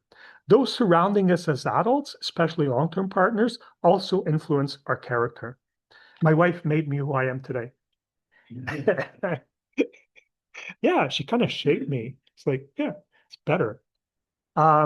Brief encounters with someone and certain life-changing experiences can lead to dramatic character and personality change. Yeah, it's like if you guys ever meet my wife, just tell her that I always say good things about her, right? Okay. So stress and traumatic experiences are very important factors in character and personality formation. More on this later in the course. Okay. Sometimes in a person, character and temperament seem to be in conflict. So just briefly, I know, yeah, we're a little bit pressed for time, but I always think, I always think back that this was so evident. I had one patient when I was working in the hospital. I had this one patient uh, who this difference between character and temperament just kind of struck me so much, right? Because this was a guy who had been adopted, okay? And he had such huge impulsivity, which is temperamental. And this guy, he ended up in so much trouble with speeding, kind of those impulsive, emotional types of things. So he had been to jail for speeding and kind of all kinds of like really impulsive things. And before I saw him, I thought, oh my God, it's like, really impulsive guy. And then I met him and his parents were there. And his parents were, um, they were a Reformed Mennonite. Okay. And they were the most chill people. They were most accepting and loving, right? People you could imagine. And they had raised this guy from the time he was like, 2 or 3, or maybe even earlier. I don't remember. And this guy had such like a nice manner. His parents had such a nice manner with him, right? And they had such a nice manner with him. And they were so kind of loving. And it was almost, there was a Dr. Jekyll and Mr. Hyde, because he says, I don't know why I do these things. It's so terrible. It's like, I don't want to do this, right? But I find myself doing this. And when he was in rational mind, he was the nicest guy, right? But then he had this other side, which is very powerful temperament, right? Which was the impulsivity. And when I saw that, I just thought, wow, here's like character, because obviously, the shaping hands of the environment, at least after he was adopted, had a profound effect on him. This is a really nice vessel. Yet there was still, the effects of his temperament and maybe early experience as well, right? So it was super interesting. Okay. All right. So how parenting influences character. And I'm just going to tell you about the work of Diana Baumrind and Ellen Maccabee. Okay? And this is going to relate to attachment later on. So psychologists Diane Baumrind and Ellen Maccabee proposed classifying types of parenting on a grid with 2 axes. The horizontal axis ranges from low to high control, strictness, and demandingness. So how structured, how organized? And you can have homes where low on control, strictness, and demandingness, so lower organization, or you can have homes that are high, more organized, more, structure, more rules, okay? And then you have a vertical axis that it has more to do with responsiveness of the parents and warmth. So you can have parents that are high on responsive and warm, or you can have parents that are low on that. So what they have this grid, and what they did is that they created 4 types of parenting. Now, remember, this is like a map. It's not the territory, okay? Because the territory is more complicated. But this it's an interesting map that leads to a lot of predictions and is very helpful in some ways. So this combination between the control or structure and the warmth or coldness produces 4 different types of parenting. Okay, so and these are called authoritative, authoritarian, permissive, and uninvolved or neglectful. And then research by Baumrind, Maccabee, and their colleagues showed that parenting types affect the child's personality, social outcomes, and their physical and mental health a lot. Okay, parenting types. This links in with attachment, which you're going to talk about later. So as we'll see in coming sessions, these parenting styles correlate strongly with attachment styles. The parenting styles from is generally considered, okay, that's a typo. Parenting style meaning like there's a hierarchy from healthier to less healthy, or best to worst. And let me give you that hierarchy. Okay, so the best type of parenting, you can guess, right? You can guess what it is. So it's called authoritative, right? Don't mistake that with authoritarian. So authoritative is there's demands, but there's warmth. And the demands are not like, too much. They're appropriate to the age of that child. Because if you demand too much, child can't do it. That's not good. That's not being very responsive. So in an authoritative home, there are expectations, demands, but there's a lot of warmth. Okay, so parenting is associated with higher academic performance, more self-esteem, better social skills, less mental illness, and lower delinquency. That's kind of parenting. Okay, now there's two kinds that are intermediate types of parenting. So one is low on structure, so not a lot of rules and stuff like that, but it's still warm, right? It's like the kids run the show. The parents don't have a backbone. So this type of parenting, it's called permissive, right? Warm and responsive, few or no rules, indulgent, lenient. Okay, correlates with kids that have a bit of impulsive behavior, a bit egocentric. You can kind of see why, right? They have poor social skills and problematic relationships. So that's intermediate because you have no rules. You have warmth, but you have no rules. Not that good, but not that bad. All right. So then the other intermediate type of parenting is called authoritarian. And this is the reverse of the permissive, because permissive was high on warmth and low on structure. And the authoritarian is high on structure, but low on warmth, right? So this kind of authoritarian parenting correlates with lower academic performance, less self-esteem, poor social skills, more mental illness, drug and alcohol abuse, and delinquency. So this parenting style is unresponsive, there's strict rules, high expectations, and they expect blind obedience. All right. The worst kind of parenting, according to Baumrind and Maccabee, is called neglectful. All right. So neglectful, there's no rules, no expectations, and it's cold. So this is cold and unresponsive, no rules, uninvolved, indifferent parenting.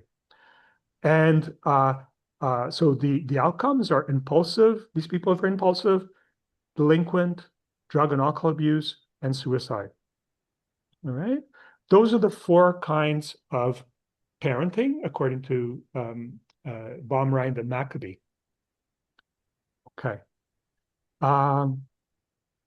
So what are we doing? Oh, are we doing okay for time?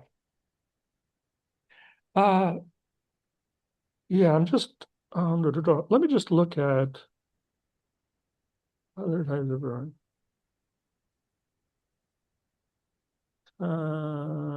yeah, okay. I was just trying to see, I forgot how many slides we have in this. I just wanted to see how much we have to go, so whether I cover this or not.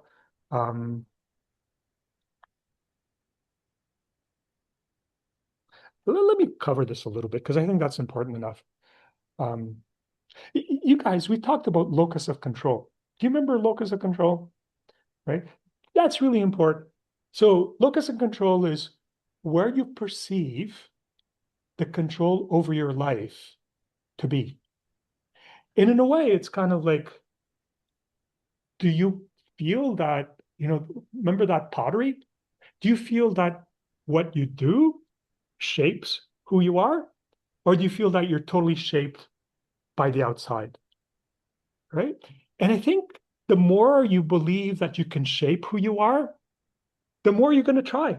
Because if you don't even believe that anything you can do can make a difference for you, it's all about the environment. Then you have no agency. It's like, what? I can't do anything. I'm not even going to try. That's called locus of control. How much you believe that you can make change for yourself. You can change those things. And in this course, I mean, I think it's important to have some internal locus of control, feel that I can change. Using the stuff that we talk about here is going to help me to change. Because if you don't believe that, you're not going to try, right? But this has to do with how you were raised. So if your parents promoted, they gave you challenges, but they were age appropriate. So you achieved little successes, right? Now you're going to learn inner locus control. Hey, I can do this. But if you had parents where, it's like they did everything for you, right? Because, you can't do anything. It's like, well, of course, he's a kid. He's not going to do it as well as, like clean the house or whatever you ask them.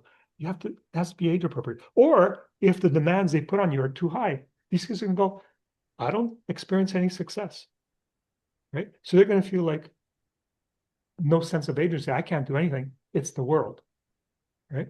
So, all right. Da-da-da.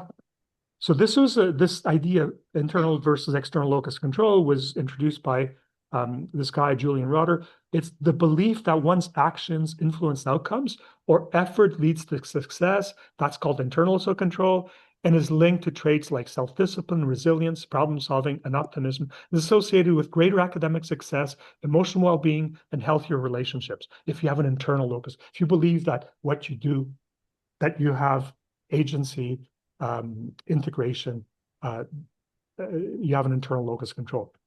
However, in contrast, if you believe that it's fate, luck, or other people's that control my life events, that's called external locus control, and is linked to passivity, anxiety, low motivation, especially when paired with negative environments, and can lead to traits like dependency, cynicism, or avoidance.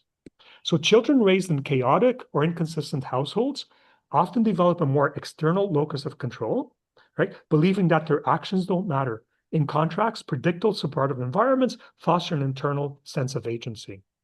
All right. Okay. There's other types of parenting. They're not academic. They're kind of in the popular literature. I won't go over it because of time. Okay. I won't go over that slide again because of time, and I want to leave some time for questions and also for Kate's summary. So this is basically a summary of how temperament affects personality and then how parenting affects personality. Take a look at those. So, okay. So what about, there's this idea that, we have these windows of learning, right? Or windows where, the clay is more malleable, right? And then like if you wait too long, the clay is less malleable. And different things, there's different age times where you're more malleable. So typically, best way to learn a language is when you're young. So before the age of 10 or 11, if a kid, learns to speak a different language before 10 or 11, they typically won't have an accent because the brain is still plastic. But if you go beyond that age, right, it becomes harder to learn the language and you'll always have an accent. So I came to Canada, I was 11. So I still have like a little bit of an accent. Some people say a lot of an accent, but I learned French before I learned English, so I have an excuse. I went to Quebec. So, so those are called windows of development, right? And so things like attachment, it's an early window. That's that period in infancy that really determines what type of how you relate to other people. So let's talk a little bit about that. So our early life environment lays the foundation of personality. The early years of life, especially the first 5 to 7 years, are hugely influential for personality development. During this period, the brain is rapidly developing. Experiences during this time can set long-term patterns in emotional regulation, attachment, and social behavior. Warm, consistent caregiving builds secure attachment, which supports traits like trust, empathy, and confidence. Neglect, trauma, or instability can lead to anxious or avoidant patterns, shaping how we relate to others over the long term. So those early periods are really critical.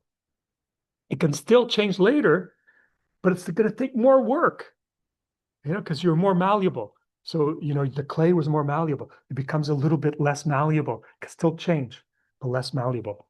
A child's natural temperament interacts with their environment. Supportive environments can help challenging traits become strengths, while unsupportive ones may reinforce difficulties. A person's early environment shapes how safe, lovable, and capable a person feels. So that's the early environment. Really important, okay? Now, we also have later life environment. It's not like all about when we're little. Later life environment also affects us, right? Also shapes us. So later life environment also plays a significant role in growth, change, and personality development. Though early experiences are powerful, later life experiences also matter and can reshape parts of our personality. While personality becomes more stable after age 30, it still evolves in response to major events. For example, going to college, having a certain job, relationships, loss. Traits like conscientiousness and emotional stability often increase with age. Therapy, supportive relationships, and meaningful life changes can rewire old patterns. Adults can develop traits they lacked earlier, like assertiveness, confidence, or openness. Later environments may not change the foundation, but it can add depth and repair damage. So there's always hope, okay? Like those early years are critical, but it's not hopeless. Okay. So, yeah, this is an interesting idea. So let me go over that because I think we're doing okay. We have half an hour for questions, and I think we're doing okay. So, there's this debate, between people who think that temperament, the way you're born, that's more influential, right? It's more important. Those are temperamental researchers because they study that and they go, this is like determines more you are, it plays a larger role. And then there's other people that say, no, no, no, no, it's what happens to you. Nurture, your experiences. That's what matters more to you, right? So there's like very interesting. I've seen debates between temperament and character advocates, and they present all this data. So I'll give you my take without maybe reading all of that. My take is that they both matter. Okay, but the more extreme either your temperament or your experiences. So extreme has more of an impact on you. Okay. So if you have extreme temperament, if the clay you start with is very hard to mold, it's going to be very hard to mold, no matter what the hands do. So if the extreme temperament, if you have extreme anger or extreme, no matter what the environment does. But if it's not extreme, it's more moldable. Okay.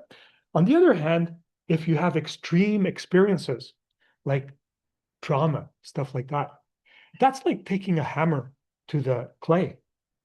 Okay. No matter what the clay is, whether it's more resilient clay or more sensitive clay, like a hammer is still going to destroy the clay.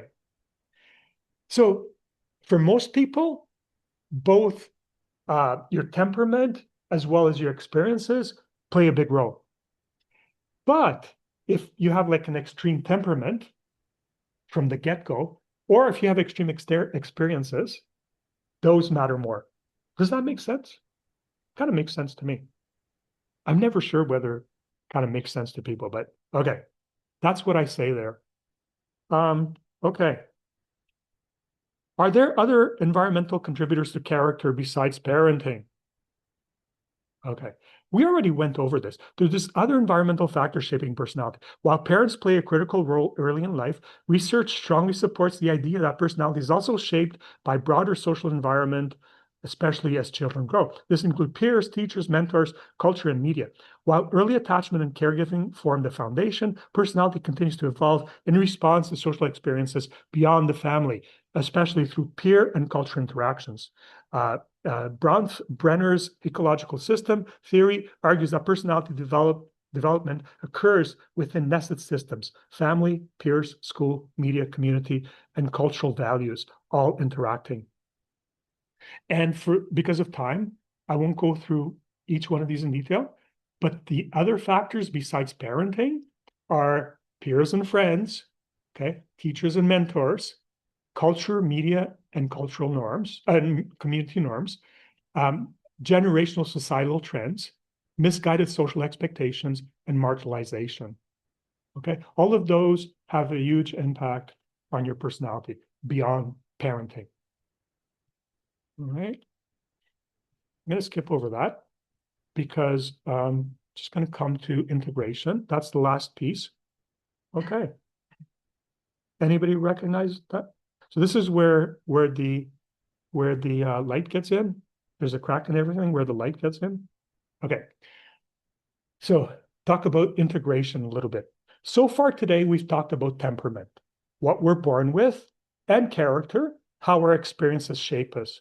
But there's a third lifelong process that continues long after childhood, and that is integration. Integration is our own shaping of the pottery that is our life and personality. So imagine each one of us as a clay vessel. If you're born with an easier temperament, if your brain wiring is reasonably neurotypical, and if life treats you kindly, the vessel you become might already be fairly symmetrical, sturdy, and beautiful. It may not require, so those people, they're probably not in this course. Okay. It may not require a great deal of reshaping to function well and be happy. That's good. But not everyone begins with easy clay. Some people have more reactive or sensitive temperament, what Thomas and Chess would call a challenging temperament, or what Thomas Boyce would describe as an orchid rather than dandelion. If the world you grew up in doesn't understand how to work with that kind of clay, or if life is not kind, supportive, or safe, the vessel can become misshapen, cracked, or even broken. When that happens, development may stall. We may struggle to move smoothly through Erickson's stages, from trust to autonomy, from identity to intimacy, from generativity to integrity. We may simply not have had the conditions we needed for those developmental tasks to unfold naturally. And this is where integration becomes essential. Okay? So integration is the conscious, intentional work of becoming your own potter, your own healer. It is the process of reshaping, healing, and growing so that your vessel can become whole again. The Japanese art of kintsugi, repairing broken pottery with gold, captures this beautifully. It says that brokenness is not the end of the story. The repaired vessel is often stronger and more beautiful than before. The breaks don't disappear. They become part of the story, outlined in gold. In psychological terms, integration draws on two major ideas. So one is constructive developmental theory. This is the idea that as adults, we can keep growing in our capacity to understand ourselves and others. We can evolve from, first, being shaped by external expectations, okay, to authoring our own inner compass, to a point where we can hold complexity, emotion, and contradiction with compassion and flexibility. Integration here means continuing to develop, continue to move through the stages of meaning making that adulthood offers. And the other major idea is internal family systems. Internal family systems teaches that inside each one of us is a whole community of parts, protectors, willing parts, reactive parts. When life has been difficult, these parts can become rigid or polarized. Integration here means learning to meet these parts with the calm, compassionate presence of self or wise mind, to heal the wounds, soften the protectors, and bring the system back into harmony. So integration is both a developmental journey and a healing journey. It's what allows us to grow through Erikson stages, to deepen our capacity for perspective taking and compassion, and to become self-led rather than fear-led. There's a passage in the lyrics of a Leonard Cohen song, Anthem. There's a crack in everything. That's how the light gets in. In psychological work, there's an additional truth.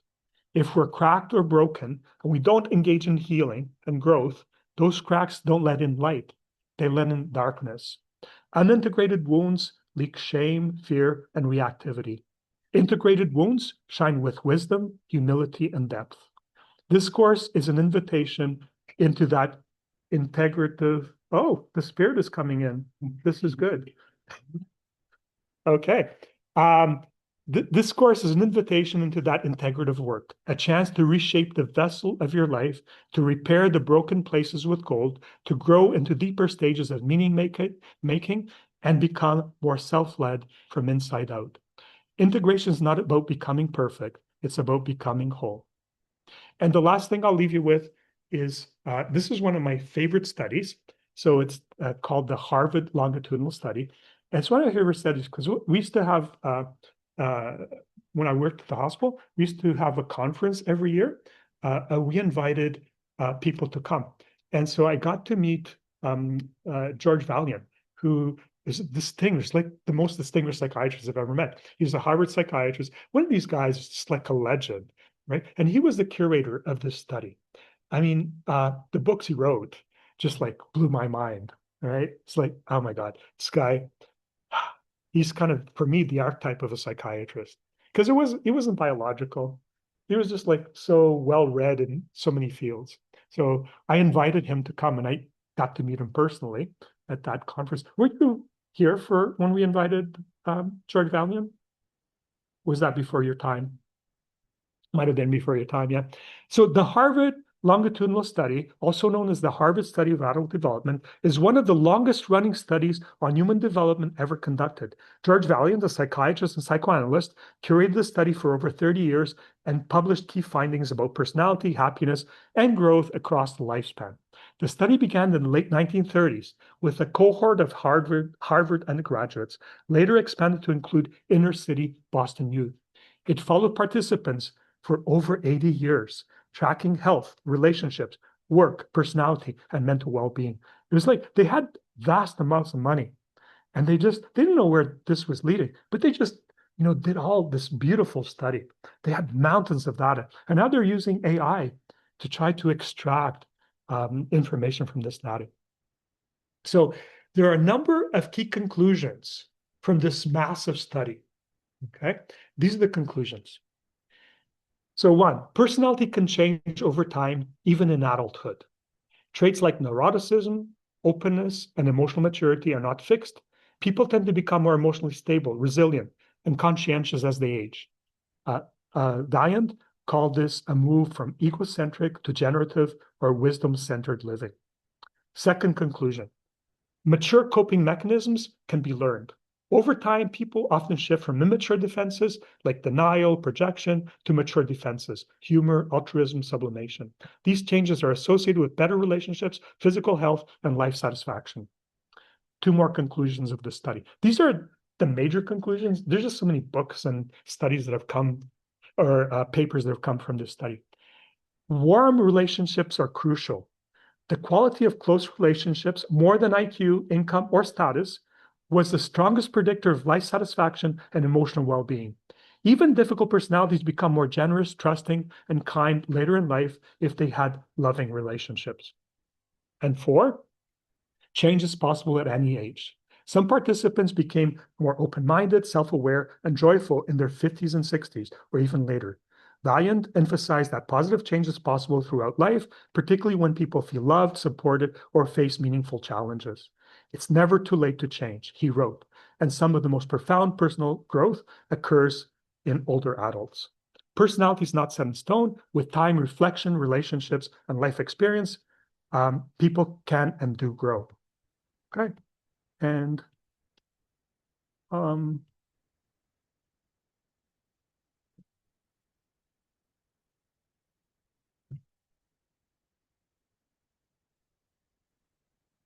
So the equation for today is that personality equals temperament, which is nature, the aspects of our personality that are present from birth, plus character, that's nurture, the aspects of personality that develop due to a person's environment and experiences. And we also added in integration. It's our efforts to change, our conscious efforts to change. And this gives us a locus of control that, okay, we're not stuck with this, that we're born with it, or our childhood shaped us into this person. We have a lot of control over our personality, and that's kind of exciting. All of these factors are very important and they're impossible to separate.